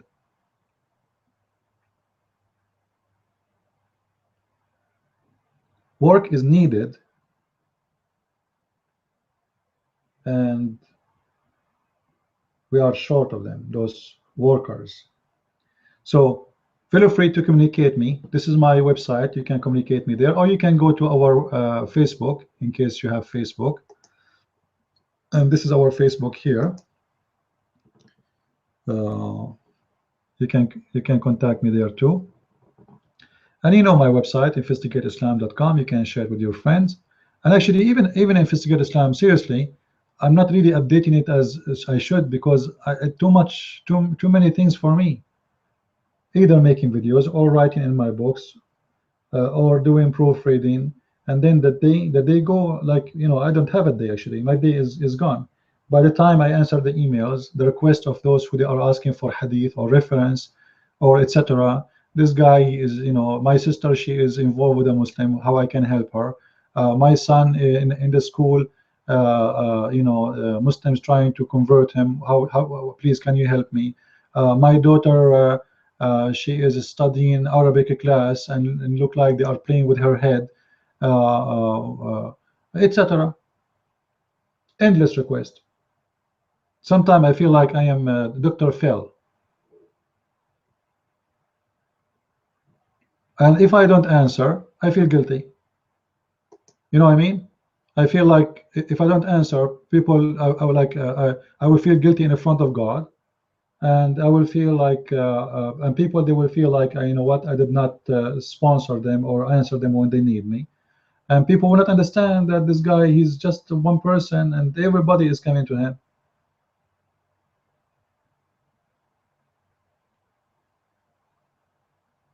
So you know, we help. We need help. There's things you can do, and you do not need to ask yourself, should I do good things? Seriously, do you need to ask the question, like, should I do good things?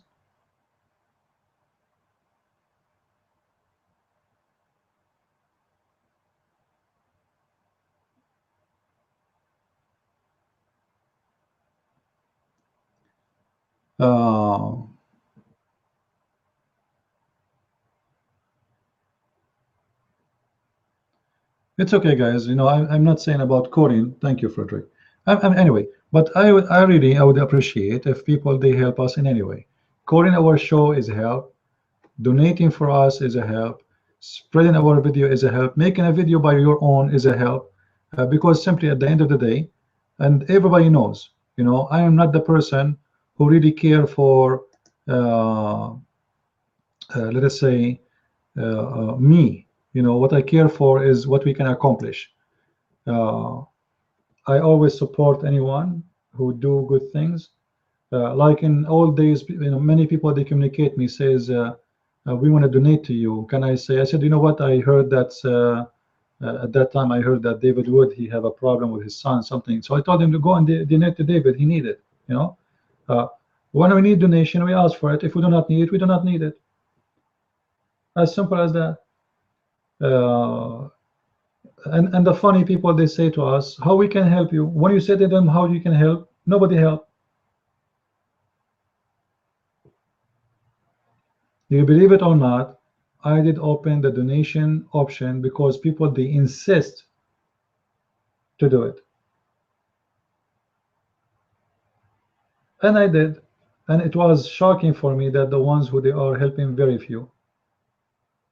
And most of the donation is coming from the teaching the Arabic class.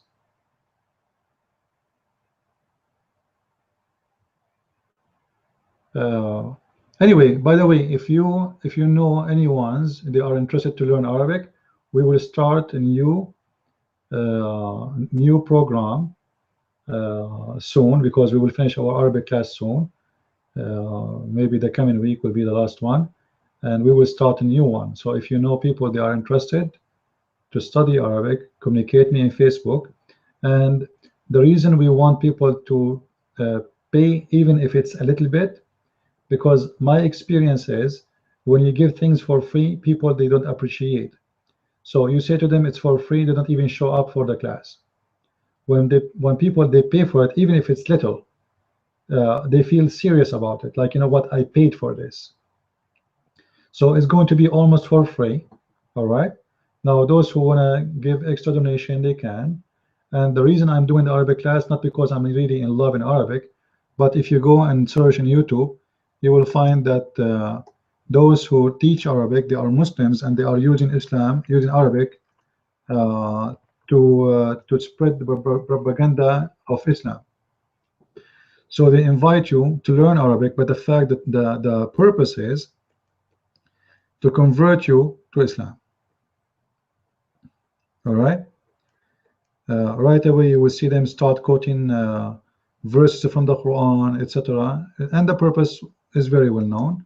Actually, almost every mosque in America and in the West, they teach Arabic, and they welcome people who they are not Arab. I mean, not Muslims, but the purpose is to get in. So supposedly you will learn Arabic, but the fact they will do their best before you finish the class to convert to Islam.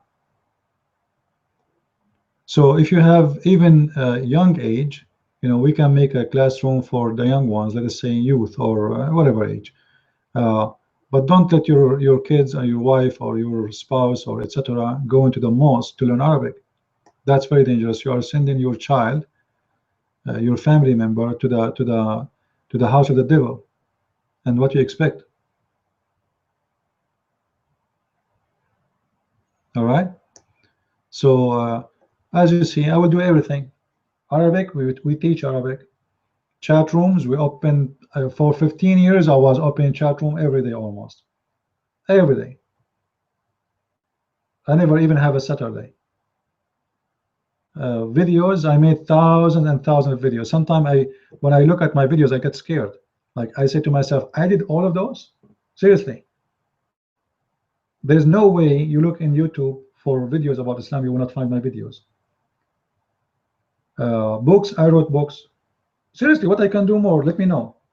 Radio show, I did. TV show, we did. But still we don't have help.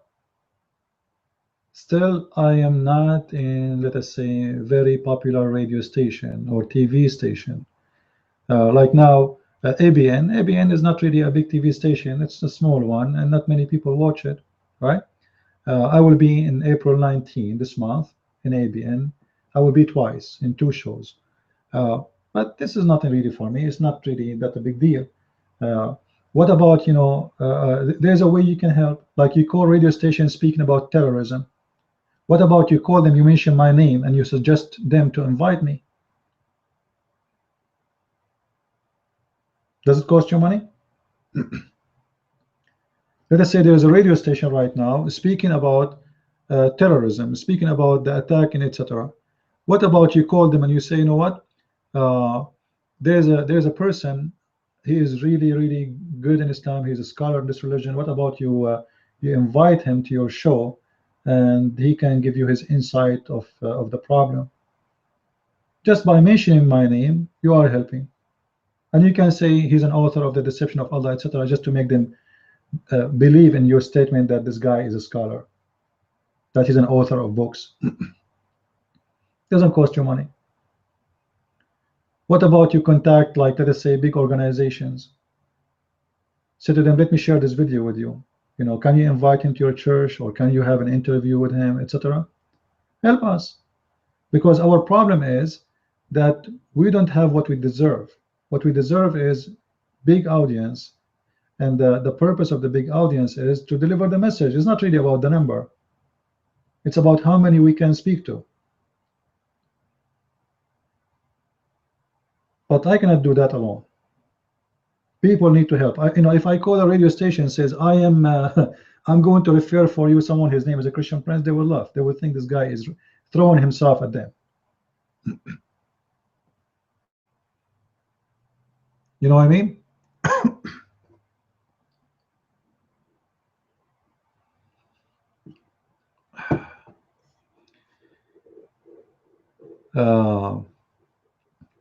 So there's many things you can do, and I appreciate really those who help. And let us see if people really want to help and make some phone calls, spread our videos, etc.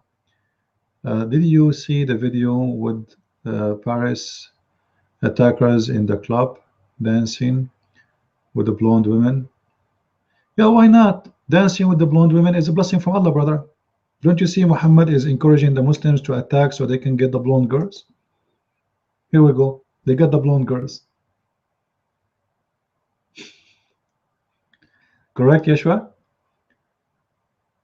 All those attackers, they will dance with the blonde girls. This is not against Islam. Those are women to even to rape. It's okay. This is not haram, by the way. The one who did 9/11, all of them, they have a blonde girlfriends, very blonde, and very beautiful too. They have the money, and there's many, sadly, many trashy people who they don't care really. They are going out with who, anyone who buy them some drinks, who buy them a dress, he spent good money on them, they go with him to bed. Garbage end with the garbage.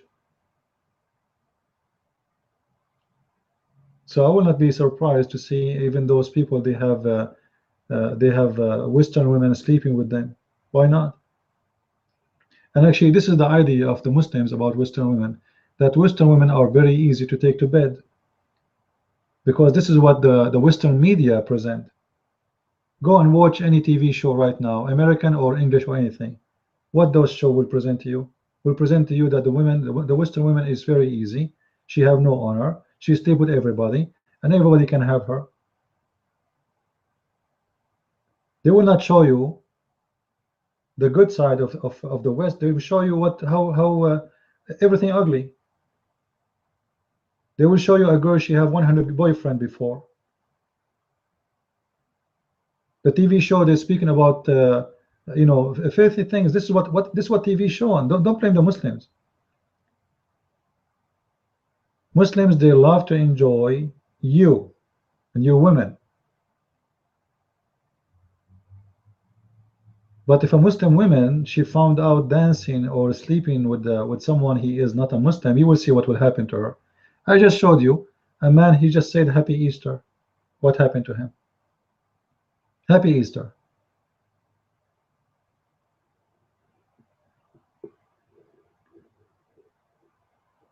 And you know, when the Muslims they start dating Western women, after they date them, right away they start making them work for Islam. Even is very powerful. Have you ever heard about Jihad Jane? Anyone heard of her? Jihad Jane. This is an American woman. Let me see if I can find her name.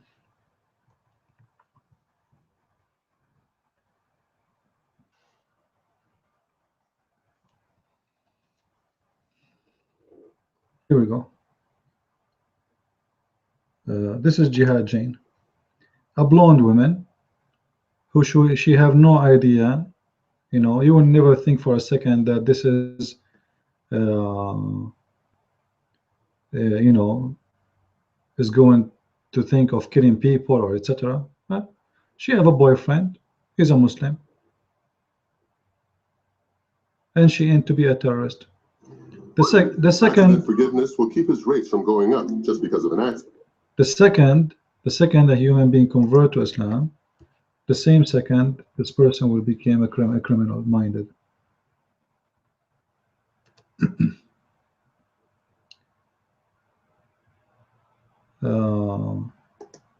Yeah, look at her, very blondie women, American women, right? What you it's hard to believe sometimes. Actually, there's many of those terrorists who really did attacks. They are convert.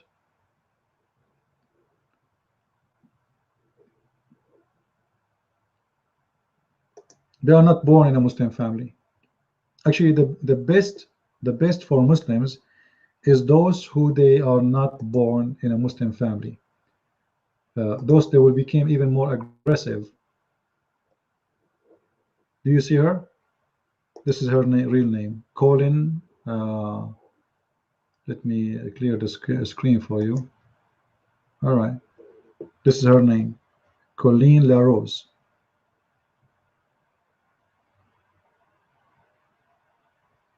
And there's many of them. She's from Michigan. They speak to them. They join chat rooms.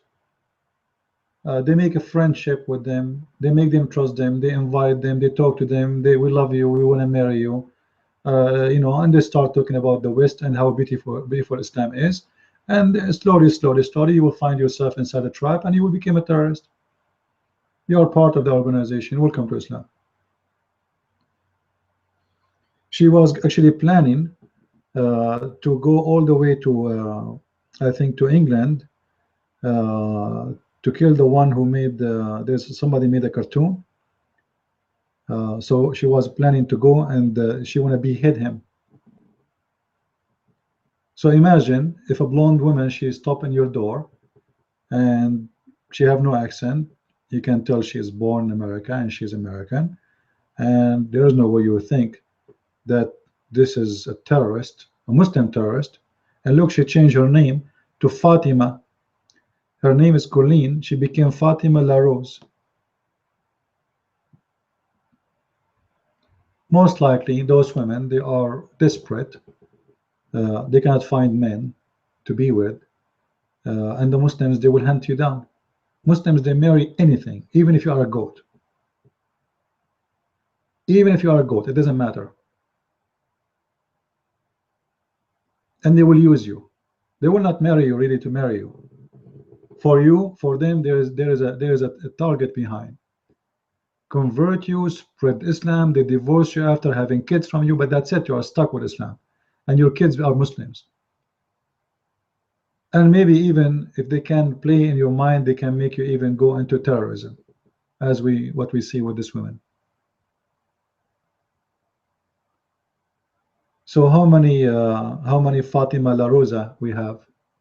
I assure you many. Until now, Western women, they have no idea what they are doing.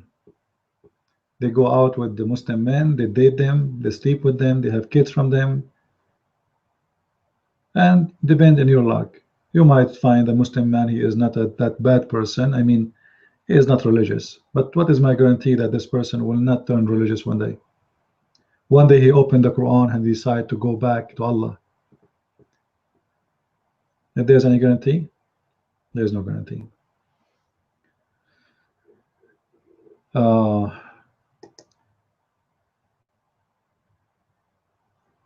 Do we have any other question?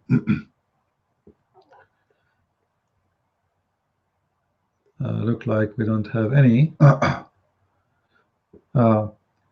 Anyway, I hope that people will not be upset of what I said. Simply, I'm sharing with you. I'm sharing with you what is in my heart. Like in the other day, there's a brother. I think he's listening to us now. You know, he offered to help, and then I got upset. I said, "Okay, you want to help me? If you want, this is the link for donation." And then he said, "I'm not making good income. I am from Germany." And then I said to him, "You know what? It's really hard for me to believe that somebody live in Germany, but he cannot give $1. $1.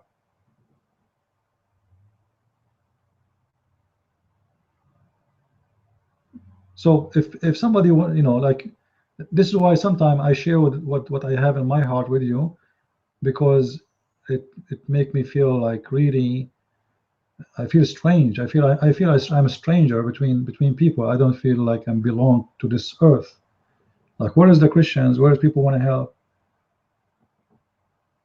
You know, we can do a lot more better things. Look at the Muslims. The Muslims, they are paying for their videos. What about, who of you want to help me to don't send donation, make ads for my videos?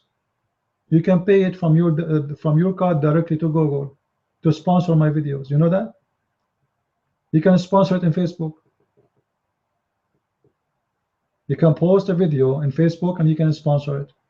There's many ways to do things. There's, you know, if people want to do things, they can do things. So I would be happy to see more Christians doing the good work. And I say there's some, they are really good, and I appreciate them. Don't think I'm saying that nobody there around me is not good. No, there is good people around me, but there are few. This is not a war of one guy. This is not a war of Christian Prince. And Christian Prince alone cannot do everything. But let me tell you something. I did a lot. 15 years when I joined Paltalk, Muslims, they have every day a new convert to Islam. You believe it or not, every day. Big Muslim room open, invite everybody, a convert, plus brothers, sisters, invite everybody. American women converting to Islam, a British woman converting to Islam, etc. In less than 6 months, everybody who converted to Islam in Paltalk, I made them leave Islam. And in less than 1 more 6 months, many of the admins in the Islamic rooms, they left Islam too. So we did a lot of work and we were very successful. But still, this cult is going to be winning because the audience is little. I am successful with those who listen to me. But what about people who never heard of you?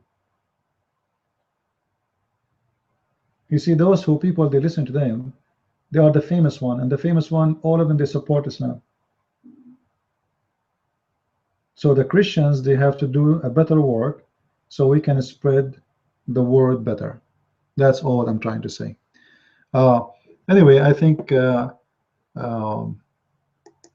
nobody joined us to ask a question by voice. I can tell. I can help. You need. Okay. Boeing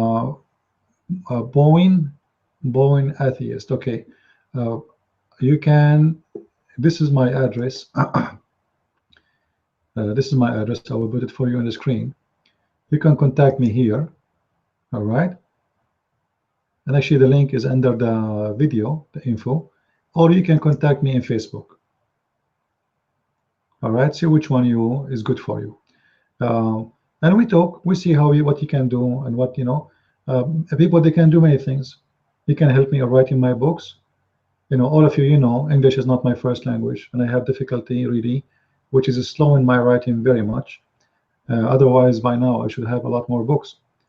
But because English is not my first language, and I need help of others for proofreading, it's people who they are born American, they have to do proofreading. It's not a secret. People who they are born in England, they hire professional people to do proofreading. So what about someone whose English is not first language, So and not only this, you can help me to write a book in German, in any language, because simply what I can do, we can make I can say, let us say I say my book, you type it. You know what I mean? Maybe this is the easiest way. This way you do not need really to refix my grammar. I say to you my book, I say my idea, I say my words, and you just rephrase it, but you don't change what I'm saying. There's many ways you can do it. Still, it's my book, it's me talking, it's me saying the things, it's me giving the reference, but you help me with the language skills, let us say, to make it more clear. There is many ways people they can help, but as I said, few they are serious. And I said, like, there is one person, I really appreciate this person, translate my book to French. One first time said to me, I wanna translate to French. I thought he is just a guy like money. They said many things before, so I said, okay, yeah, all right, no problem, thank you very much. And then after 2 months, he sent me a big chapter he translated. And then after so like it took him really good time, and he translated the first part. So it was real. I was really so happy. And then I gave his translation to see if his translation is really good. They told me his translation is really, really good, very professional. Which means this person, he spent really good time working hard. And even imagine, he don't even have the book as a text. Like, I did not send him the file. He was translating from the book he bought, my book, he bought it, which is a lot more difficult if you are just translating this way. So he did a lot of work. He was truthful. I'm really, really, I appreciate his, and he did it voluntarily for no money. I don't even know his name. You believe it or not, I do not know his name or her name.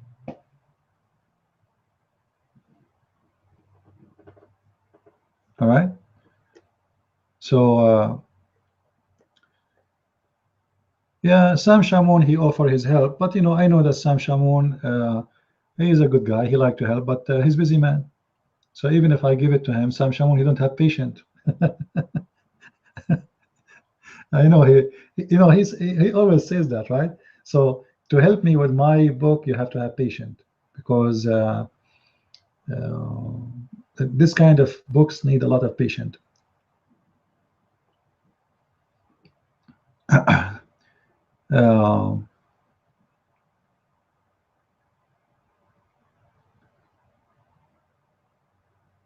Yeah. So do we have any questions? You see, I'm not doing this broadcast, by the way, just to make a video and go. I'm doing it just to have a conversation with you. For me, it's more important to talk to you. As we said, I insist that we as a Christians, we need a dialogue. We do not need speeches. All right? Dialogue is what is needed. So we exchange ideas. I learn from you, you learn from me, and this is how it works. You know, Christianity is not just one guy. He do everything and the rest watching. All of us, we are part of it, and all of us, we are, the church. And it's not, there's no priest really. You know, our only priest is the Messiah. The rest, all of us, we are followers, and we help, each other. So I want to have a dialogue. I want the Christians to be part of it. I want the Christians to spread this dialogue, and I don't want them to be people who watch, because watch will not do any good. And if any one of you have an idea, if you know about a website where I can broadcast, like a really good website, have a good tools to broadcast, I will broadcast there. Like I saw a website, it's called Twitch, something like this, but it's for gaming. You know, they have a very nice broadcast system, but it's for gaming.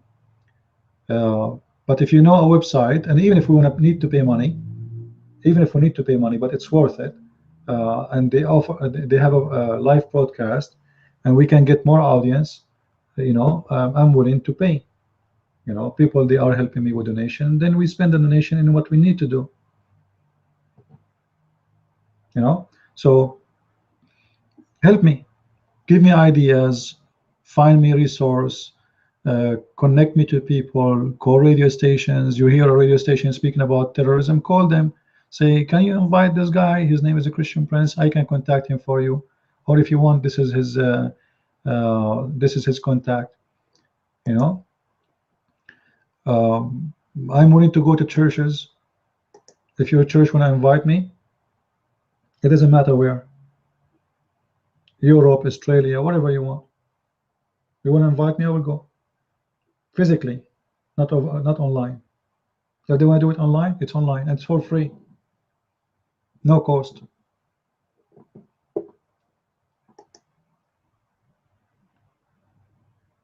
So,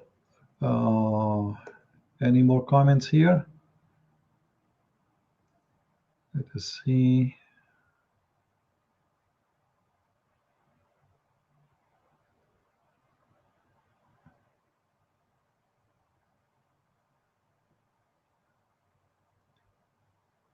All right. And actually, there's my other book. Usually I don't talk much about it, but my other book, the Qur'an and Science, it's a very, very good book, full of information. Actually, it's full of information more than the Deception of Allah, in case you do not know. Because this one, which supposedly to refute the Muslims about science, right? But because of those science they mentioned, then we discover what is behind those verses, which is fairy tales. So it's really a really good book. Actually, I believe that Quran and Science is it's a lot more rich with information from the Deception of Allah. But for some reason, people, they like the Deception of Allah. They keep, like most of the orders, they come to the Deception of Allah. Quran and Science is not too much popular as the same as the first one. When in fact this book is really, really full of information, like stories you will never anywhere.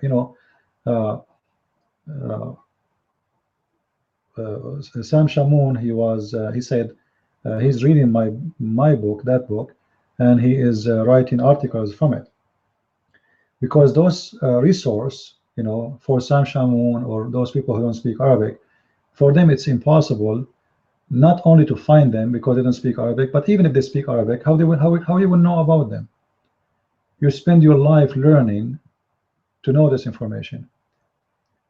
Like, if you speak Arabic, doesn't mean you will know, because how you will find those things? I mean, there's tons of thousands of books. How do you know where this story exists? How do you know even if it exists? Like when I show you a hadith in here, or a story, or something like Frederick, he asked me a question about the hypocrites. If I don't have the knowledge, even though I speak Arabic, how am I going to find the story if I never heard of the story? So those who speak English only, they have a problem, which is they are very limited in finding resource. Like today, one of you, he asked me a question. Like in the other day, I said that the rooster, if he scream, that's mean he saw an angel, and if a donkey he scream, that's mean he saw a devil. So he said, where we can find this? So if you never heard of the story, you would never even know how to find it, because simply there's no such a thing in your mind.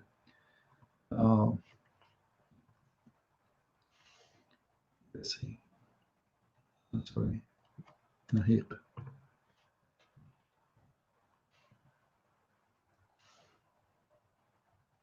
He was asking me for this.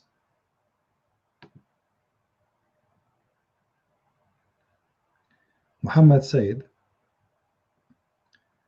when you listen to the crowing of the rooster, ask Allah for his favor as it sees angels. And when you listen to the braying of the donkey, seek refuge in Allah from Satan, for it sees Satan. So according to Muhammad, when the rooster shout, that's because he saw an angel. And when the donkey shout, that's because he saw a shaitan. And which is very funny, because this is mean Muhammad himself is not qualified as donkey and as a rooster, because as you remember, when Muhammad first time he saw the angel, he could not recognize him, and he went to his wife, and then his wife, she took him to her cousin Waraq ibn Nawfal, and then he told her that the one Muhammad he saw, it was an angel. However, in the case of rooster, the rooster, he do not need Khadija to take him to her cousin. The rooster right away, when he see an angel, he shout. So the rooster is more qualified than Muhammad to be a prophet. Same for the donkey, because when the donkey he see a shaitan, he shout too. Muhammad, he was not able to know if the one who was coming to his bedroom is a shaitan or he was an angel. If you remember the story of Khadija, when she was stripping for Muhammad in order to prove that the one he see is not a shaitan. Let me see if I can find it here. Or maybe I don't think it's going to be found in English.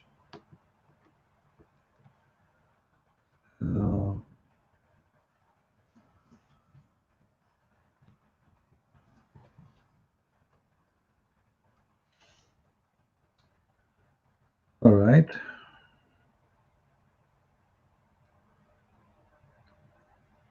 Let us see here.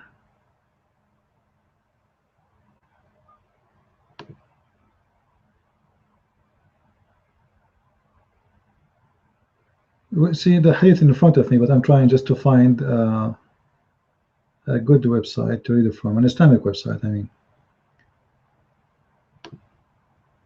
Oh, here we go. This is Al-Bidayah wa Nihaya, Ibn Kathir. Oh, but this is in wiki what? Wiki source. Okay. So the story is here. Anyway, so the story is saying that when Muhammad, he was seeing someone in his bedroom, he wasn't sure if this was an angel or the devil, so he asked his wife Khadija for help. So what she did, she sat in the top of his right leg, and then in the top of his left leg. Okay, Tatabu al-Wahi.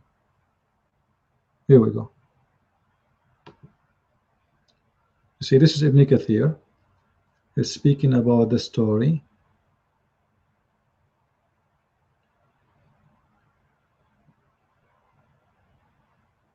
Here we go.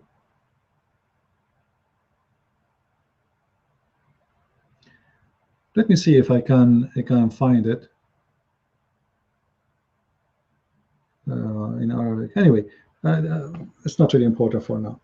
So when Muhammad, he was seeing something in the corner, he wasn't sure. His wife, she asked him to sit in the top of her leg, and then she asked him to move from leg to different leg, and then she sat in the top of him in a sexual position, or he sat in the top of her in sexual position. And then when the angel disappeared, she said, Khadija, she said, glory to Allah, this must be an angel. If you ask the Muslims why, how she know that he's an angel, they say that if it's not an angel, he will be happy to watch people having man and wife having sex. So this is the only proof actually in Islam that Muhammad, he saw an angel. You believe it or not? It is the striptease of Khadija. Yeah. Anyway, those sources are not translated, and it's very hard to find them in English. And actually 90, maybe 97% of Islamic secrets is not in English. It's in Arabic. And not only in Arabic, you have to be really a person who spent a good portion of his life reading the Islamic books. Now for sure there's many resources. There's Shia and there's Sunni. So in the same time you have to be knowledgeable about the Shia too, because the Shia, they refuse the Sunni. As an example, this website, they make fun of the Muslim Sunni reference. They reject it totally, most of it. But they have more ugly and more funny sources too. All right. So you see this website here, they are making fun of the Islamic reference. Yeah. They are just mocking Al-Bukhari and mocking Sahih Muslim and mocking all the Islamic Sunni reference. Yeah, look like the whole website is just to make fun of hadith mentioned by the Sunni. However, the Muslim Sunni, they have the same. They have a website to make fun of the hadith of the Shia.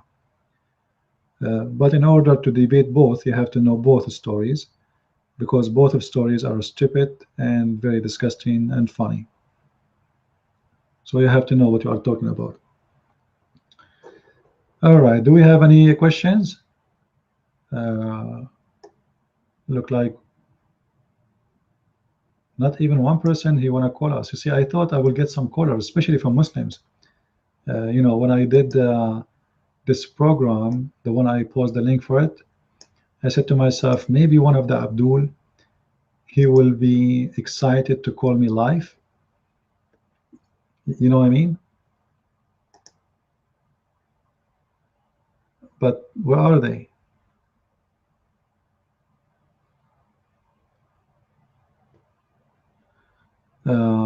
Mention your vision with centers teaching about Islam. Yeah, well, I want to do that, but I cannot do it by myself, right?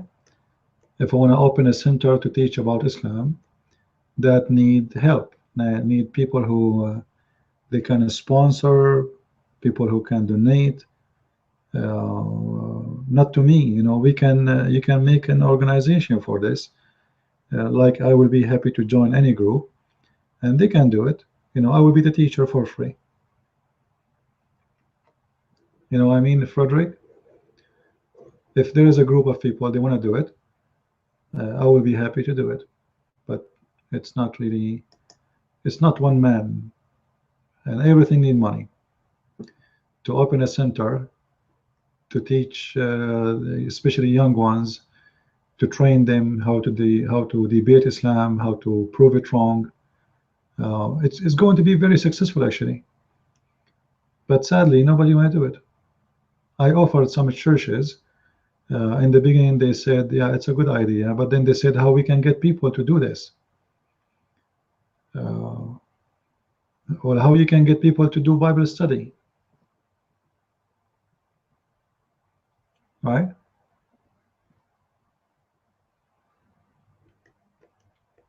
It's the same. You teach people how to refute Islam. You do not need to go and do a missionary to be part of it. You can learn, and you can teach your friends, you can teach your school, you can teach your family.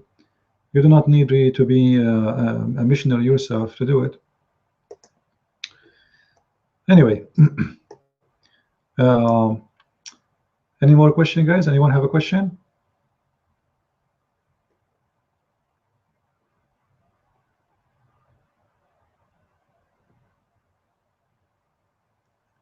No questions?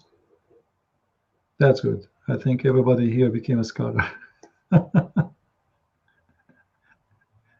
You know, there's an Abdul. He keep posting in my YouTube. I think you know him, right? His name is Morocco or something.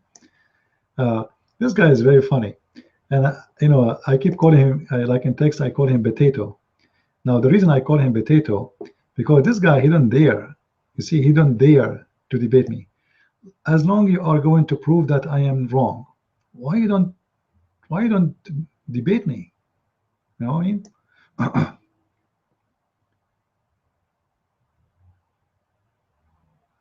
Yeah, you know, they target the Christians in Pakistan because this is a coward religion. You know, those are cowards. Seriously, this is a religion of cowardness. Like, what is the braveness? What kind of a braveness? What kind of honor to attack women and children's praying to God, regardless of their religion? What kind of brave men they do that? They're coward, as simple as that. This is a religion of cowards. Brave people will not do that.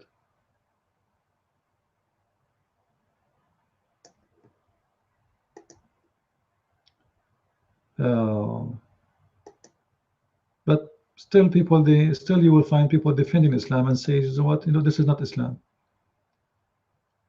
Yeah.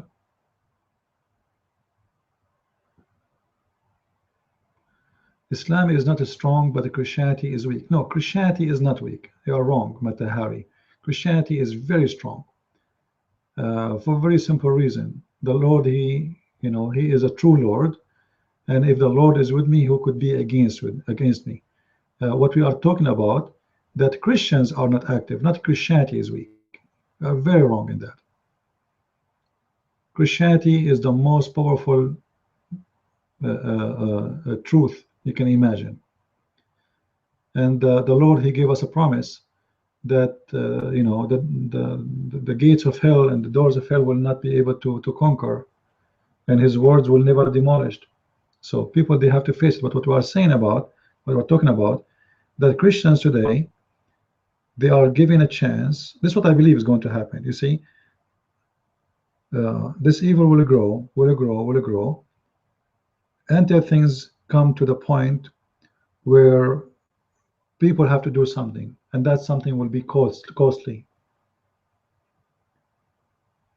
Islam is going to be defeated, and I'm not really, this is not a question, for a very simple reason.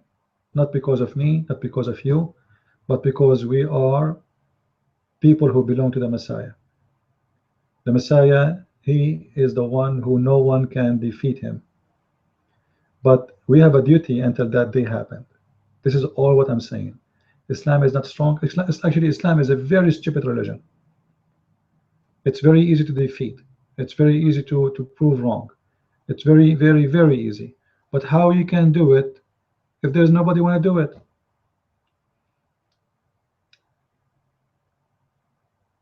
How you can do it if there's nobody want to learn, right? So we need people who they are willing to work to do the work, right? If you don't want to do it, then it's not going to happen. Anyway, if you are from any continent, like I have people who text me from Nigeria, Africa, Ethiopia. Actually, there's a gentleman. I don't know if you saw his Facebook. In Facebook, he posted his picture. He bought my book. Took him, I think, 2 years to get my book. Imagine. He lives in Ethiopia, I think. He took a picture with it because he was so happy to have it. Now, if any of you would like me to teach in any country you want, even without going there, like if you want me to make a special class for certain groups, let us say closer groups, I will be happy to do it. Organize with your church, talk to your ministers, Bible study, people asking questions about how to refute Muslims, right? We can make a group. I am willing, and don't worry about timing. If I have to wake up 4 a.m. in the morning to make the class because your timing is different, I will do it. Don't worry. If I have to stay all night up, I will do it. Don't worry. Just let us do something. So if you are from Africa, Nigeria, Ethiopia, etc., all those countries, or if you are from Korea, Hong Kong, China, it doesn't matter where, I will be so happy to work with you guys, and it is for free again. But you have to invite me. You have to get me people. This is this is why I'm upset. We need people. We need the Christians who are willing to work. I can teach them. I can train them, and they can be powerful warriors. And I will teach them even Arabic. You see, because not knowing Arabic is your weakness. Because Muslims, they can fool you. Like those who they were in my class. I think some of them, they are already listening to us right now. In less than 3 months, they know how to read Arabic right now. They know how to read. They know how to write. Ask them, talk to them. 3 months. 3 months, you win a language. Isn't it wonderful? It's not 3 years, not 3 months. Right now, they know how to read. They know how to write.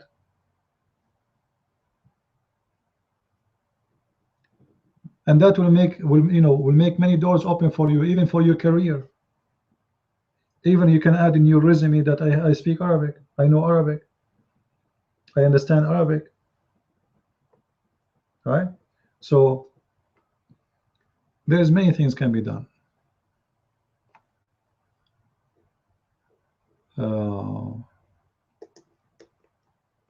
Let us see what else in the comments.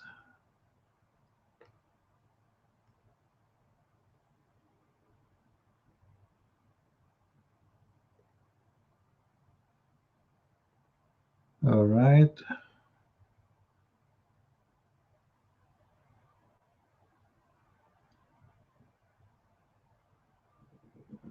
Can you tell about the lake and the whale in the heaven of Allah? The lake? Is it a lake?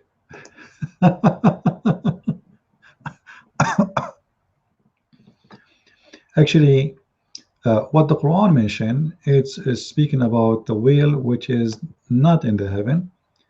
It is an earth. All right.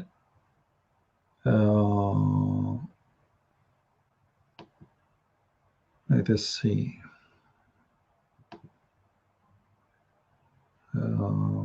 If we go to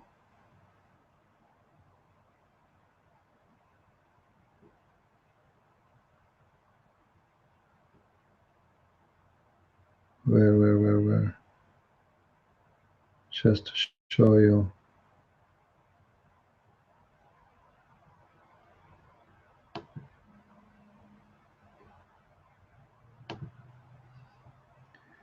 The problem with this website, it's a good website, but sometimes I wish they have more translation. You see, even sometimes reference, you cannot even find them. All right. You see, in chapter 68, verse number 1, it's speaking about noon. Noon.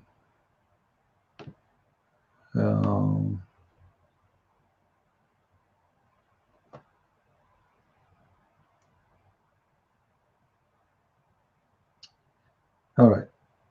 Noon, according to the interpretation of Ibn Abbas, which is according to Muhammad himself, because Ibn Abbas is the cousin of Muhammad, he said that noon is a whale, which is, as you see, noon, Allah swear by noon, which is a whale, the whale, that carries the earth in its back, while in water and beneath, which is the bowl, and under the bowl is the rock, and under the rock is the dust, and none knows what is under the dust save Allah.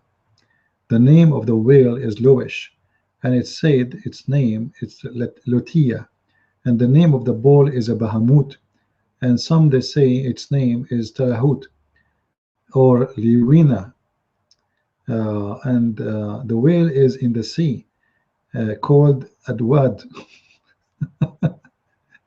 and it is like a small ball in a huge sea. The sea is in a Hollywood rock, whereby there is 4,000 cracks, and from each crack water springs out of the earth. So it's simply all of those. Oh, I'm not showing my screen, sorry, I was reading for you guys. I thought you see my screen. Let me share my screen with you, hold on. You see, this is why I need somebody to help me here. All right, I thought you are reading the screen with me. All right, so you see this is chapter 68 verse number 1, and this is the story of the whale, which is nothing but a fairy tale story. As you see, you do not need to be a genius to know that this is a stupid story, have nothing to do with any facts, with any truth. But Quran is a meaningless book. Like here, when you read this, Noon wal qalamu wa ma yasturun. What does that mean? Nothing. Totally nothing. This is why the Muslims are so confused. What does this mean? Like if you go to the Muslim translation, let me show you translation.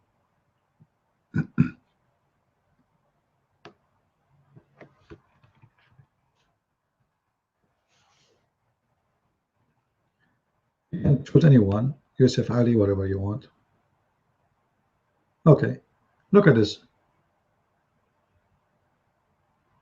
You see, between the two brackets does not exist. This is fabrication.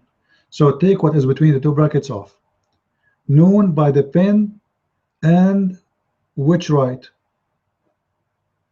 What does that mean? What does that mean? Nothing. Strip it up. And what about this? What does that mean? Nothing. What does this mean? Nothing. What does this mean? Nothing. Nothing. Soon will thou see, and they will see. Nothing. Nothing. It's a stupid book. And finally, the Muslim, they say to you, this is an amazing, amazing book full of miracles. When the whole book means nothing. Speak about nothing, it's about nothing. And if there is any Muslim here listening, by the way, you don't agree with us, you can call me. There's a link underneath of the video. Feel free, click in it, ask for the microphone, and I will be happy to hear you. All right? When you click at that link, it's very simple. You will be able to log in. You make a username. There's no need for any password or anything. And then you click at the phone sign and click at the text, say hi, and say, can I share the mic? Can I say something, whatever you want? And I will be happy to talk to you, especially if you're a Muslim. All right? So as you see, this is the Quran. It's the book of stupidity. There's no meaning. What you learn from this? Nothing. Nothing.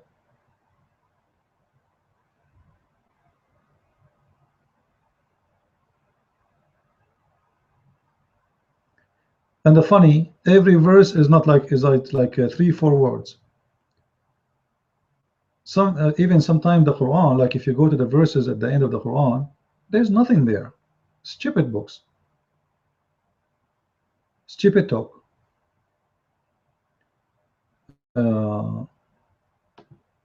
Like, let me show you this one.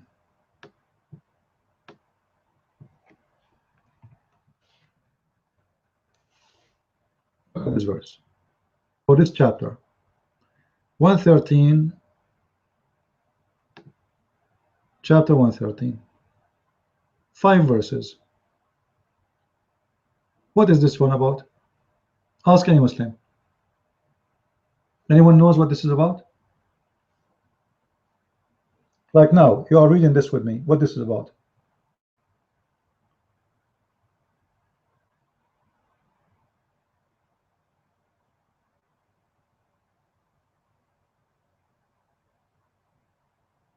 Anyone have an idea? Like let's say you are a person who Muslim trying to convert into Islam, and you open the Quran, or let's say you are a person who first time you are reading the Quran, or second time, or 1,000 times before. What does this mean? What does chapter mean?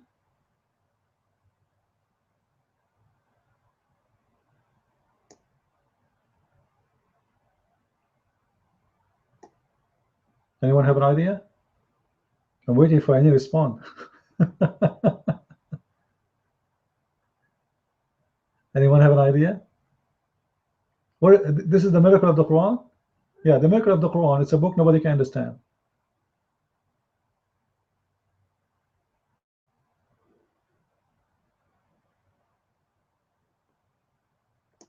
This is a book about fairy tales. The Muslims, they believe that the evil ones, they can, what they call it in English, like if somebody he read some magical words and he control you. You know what I'm talking about? Or somebody breathe, or somebody he whisper in your ears, or somebody he tied a knock. You know those like a magic trick, like they get a rope and they tie it, you make a knock on it, and that will control you somehow. Or those, you know, the voodoo. This is about voodoo. This is a stupid verse. Those people, the Muslims, they believe in the voodoo. They are voodoo worshippers. If we go, this is chapter 113. If we go to the interpretation,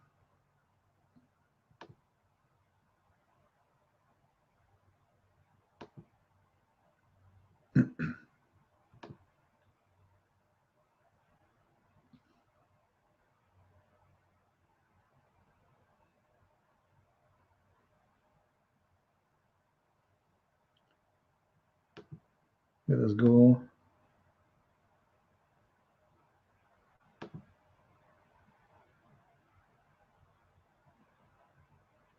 Muslims believe in this. Look at this. I seek refuge from by Allah from the evil of the invader when invadeth. This is referred to Lubayd ibn al-Asam, the Jew who was envious, I'm not sure if I'm saying the word correctly, of the Prophet, you know, which means he placed magic on the Prophet, and he used black magic to separate him from Aisha. Really?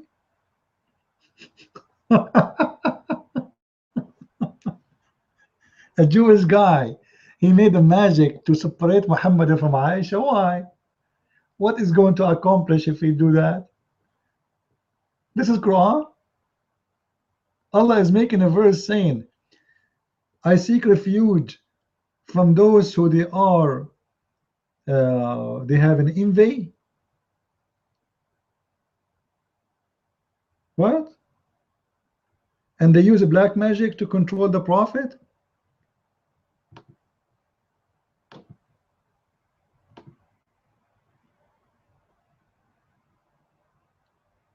You see it?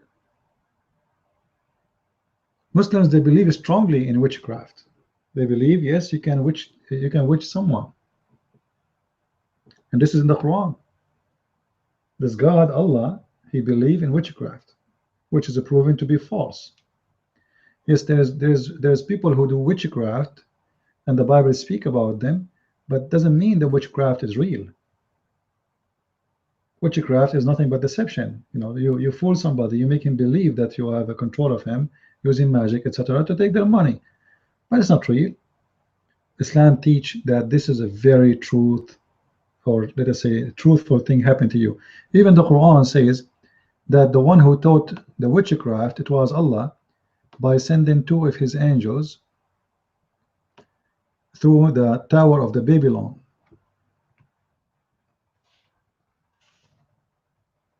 All right.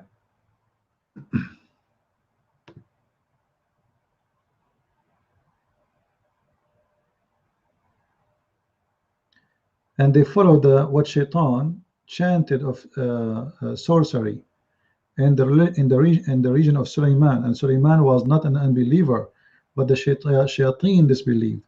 They taught men sorcery, and that was sent down to the two angels in Babel. Babel is the Babylon, and the two angels, their name is Harut and Marut. Yet these two, which mean the two angels, they taught no man until they had said, surely we are only trial, therefore do not be a disbeliever. Like, come on, what does that mean? So the angels of Allah sent the magic to them to teach it to man, so it can be a trial. So if witchcraft is evil, and Allah saying in chapter 113, say I seek refuge from Allah against witchcraft, and witchcraft is evil, but witchcraft is taught by Allah.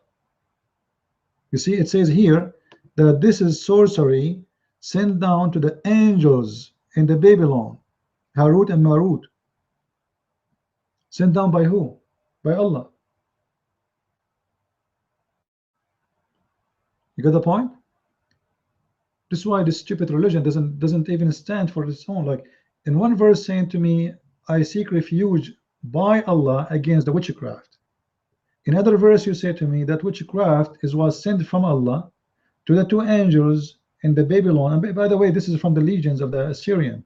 The Assyrian, they believe that their God, he was sending angels.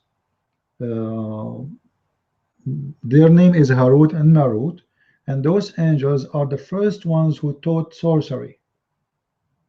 So Muhammad, he took from the legends, and you know, if you go and read the book of the Sabians, I don't know how many of you knows about the Sabians. The Sabians, they are exist until now. Actually, the Yazidi, you know the Yazidi? You know the Yazidi, right? Yazidis are coming from the Sabians. You know, they are, let us say, the original people of Sabians. So the Sabians, they have many, let us say, many legions, and they follow them, and they believe that their God is an angel. The God himself is an angel. They believe in Jibreel. Like there is the angels for the Sabians has 4 ranks. There's first rank, second rank, third rank, fourth rank. The first one is the one who gives life, and that is God. And then, you know, like there is those ranks, they go down, like depend in their job. But the one who teach sorcery is an angel. They teach knowledge, and that knowledge is knowledge of sorcery. So Muhammad, he took it from the Sabians. He believed it's true, and he put it as a part of his Quran. And this is why you see, like, why he is mentioning Babel. What Babel stands for? Why Allah is sending 2 angels to Babel? You tell me. Like, what is unique about Babel? When I say Babel, in Arabic, Babel present the Babylon, the Babylonian tower. You know that, right? You know. Let us see if I can show you an image for it.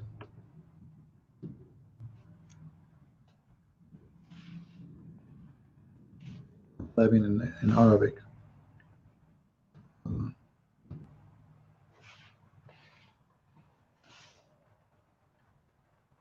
All right. I don't know if you heard about the Babylon Tower. Let us see the images. So Muhammad, he took his fallacy from those stories about the Babylon Tower, which is supposedly connected to God, and from that tower, God, he sent 2 angels, and those 2 angels, they taught magic to mankind. And all those angels, they speak about, let us say, the knowledge of God, and the most important thing they came with is sorcery. You see it? This is Islam. It's nothing but fairy tale stories.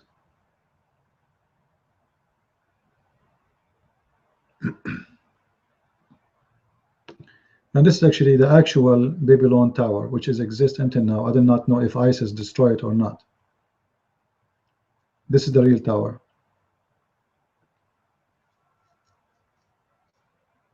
I'm not sure if you saw it before. All right. So the God of Islam, like you tell me, Muslims, do you really believe that God, he need a tower like this to send his angels down? Obviously, Muhammad, he never saw this tower. This tower is not like 1,000 meter high to believe that it's connected to sky. But at its time, it was really, really high.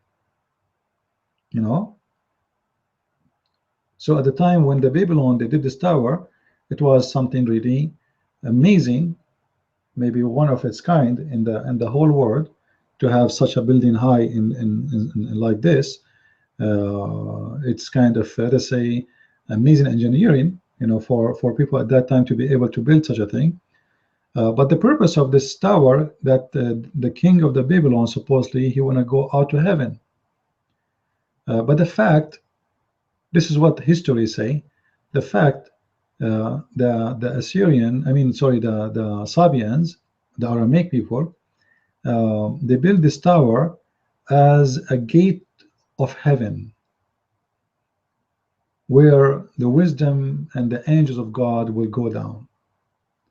And obviously Muhammad, he took their story for granted and he put it as part of his religion.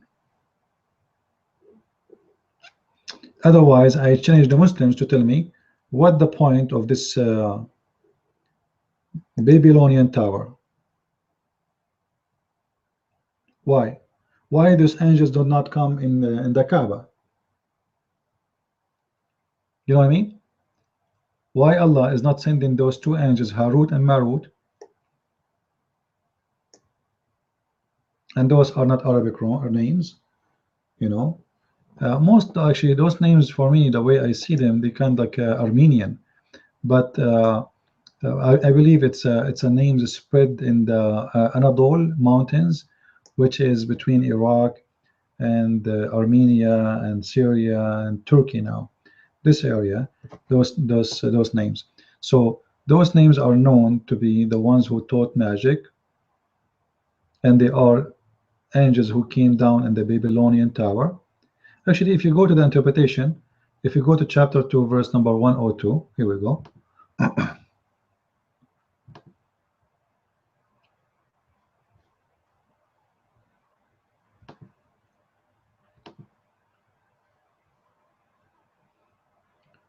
All right. Let's see.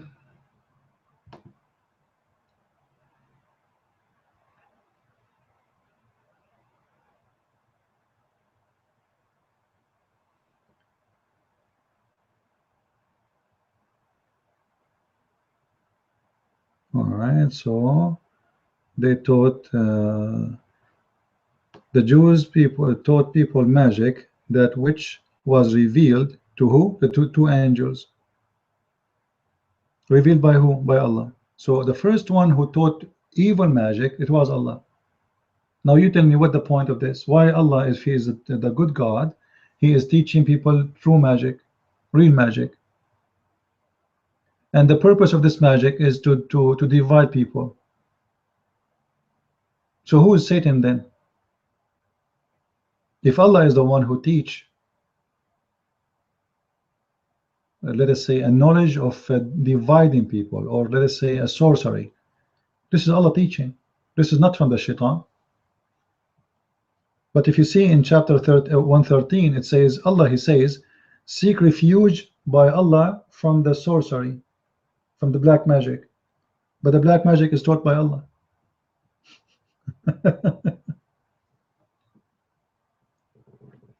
Right?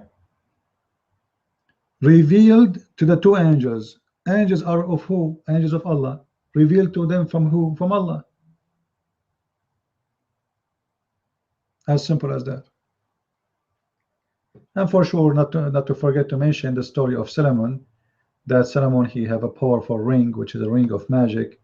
It's the same as the movie called the Lord of the Ring, if you watch it, full of fairy tale stories, where Solomon, he have genies, they work for him and they build for him and they die for him to collect for him jewelries and gold and silver, and even to bring him women. You know, even he have a bird, like the Ministry of Irrigation in the state of Solomon. Anyone knows? Let us see your education, guys. Who is the one will tell me who is the Ministry of Irrigation for Solomon? Anyone knows? Anyone want to give me an answer?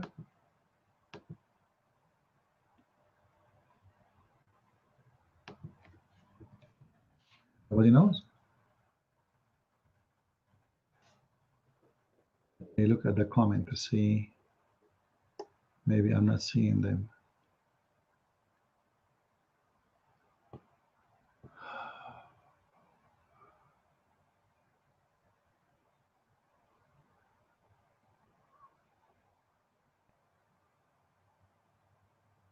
Okay, I don't see anyone posting.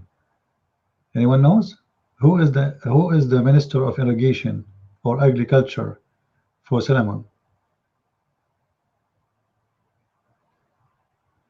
None of you knows? Oh. All right. Well, I'm not sure why it's not showing. There's a bird which is a hudhud. Hudhud. Oh, it's written wrong. Sorry. Here we go. Chapter 27, verse number 20. Solomon, he checked in his army and he found the bird which is called the hubub or the hudhud in Arabic, and he promised if you don't give him a good excuse, he will slaughter him. If you go to the interpretation, you will find that this bird, which is called hupu, I don't know how to pronounce it, I'm not sure. All right. So this hupu, I'm not sure if I'm saying the word correctly. Let us show you the image of this bird, how he looked like, for those who do not know.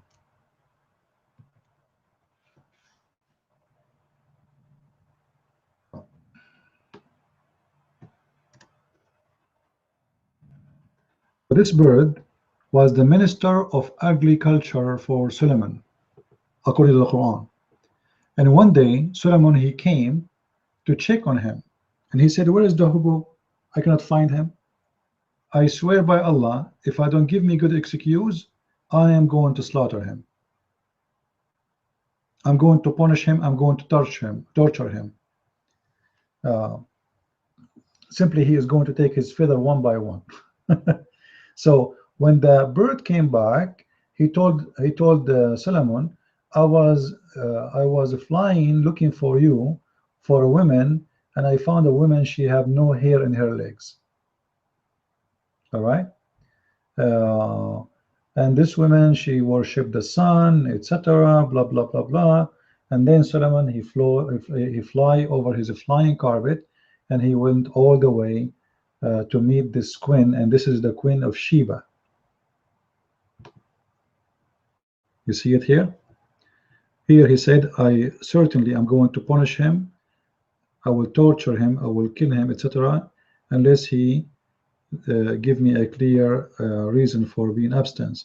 Then when he came back, he told him that I found for you an information about Sheba, and he speak about the women there and people who worship the sun, etc. Simply, all of those are fairy tale stories, and many of them, they are coming from the legends of the Jews. It's a book. I advise you to download it from the internet. It's for free. Search for the legions of the Jews, and you will find a lot of those stories in the Quran is coming from there.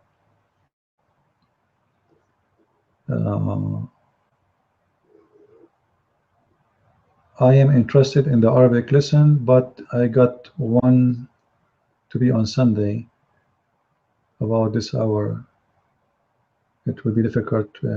Okay, you know, we can find, let us say, if you can try to find a group from, let us say, same territory you live in, or even from different territory, and we can make a time where sweet everybody, so everybody can join the class, and we can decide which day. We do not need to have to make it Sunday, which means we can make it whatever day people want. So we can see which the most accepted day for most of them, and those who agree to make the class in certain time, certain day, we can do it. All right. So if any of you is interested in the Arabic class, just gather some of friends and we can do it. Okay. Now, do we have any more question? Because I think we have enough for today. I hope you guys, you have a good time together with us and you learn something good.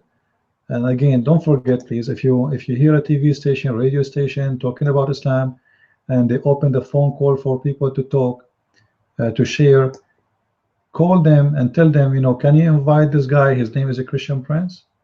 Can you have him in your show? Can you ask him to come? You know, he is an author of such a book. And then maybe they can contact me and call me, and we can do something better, so we can reach more and more audience. This is the whole point. So please let us work together and let us do a better work. And with this, I say thank you, and I wish you again a happy and great time in this Easter for those who they are celebrating, and for those who are going to celebrate the Orthodox calendar, the Eastern calendar. Happy Easter again, and God bless. Thank you.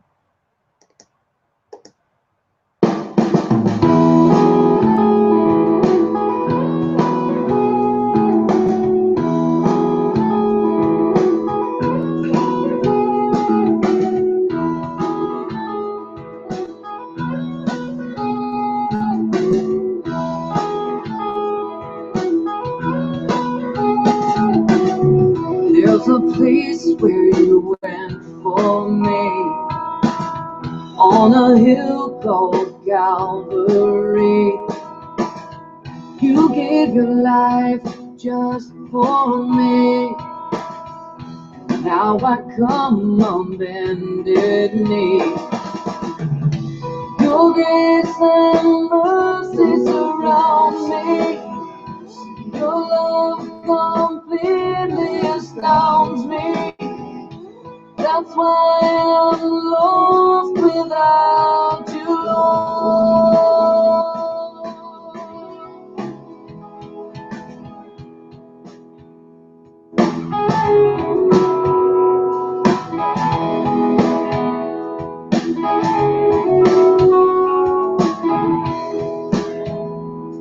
Lost without you, Lord.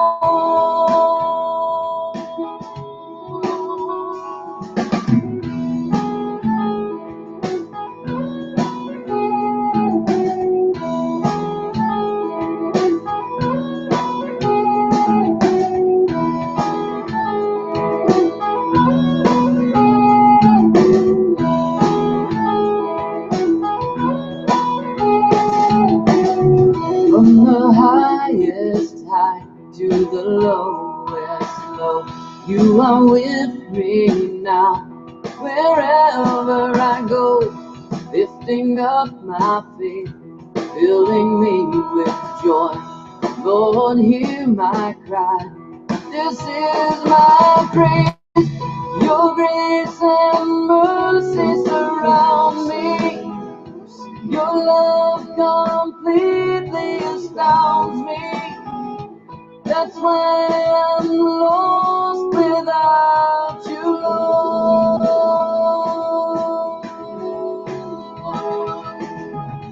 Your grace and mercy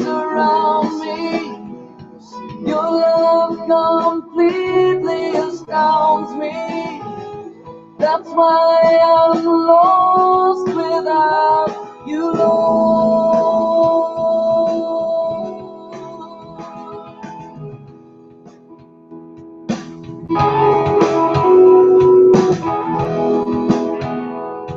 lost without you, Lord.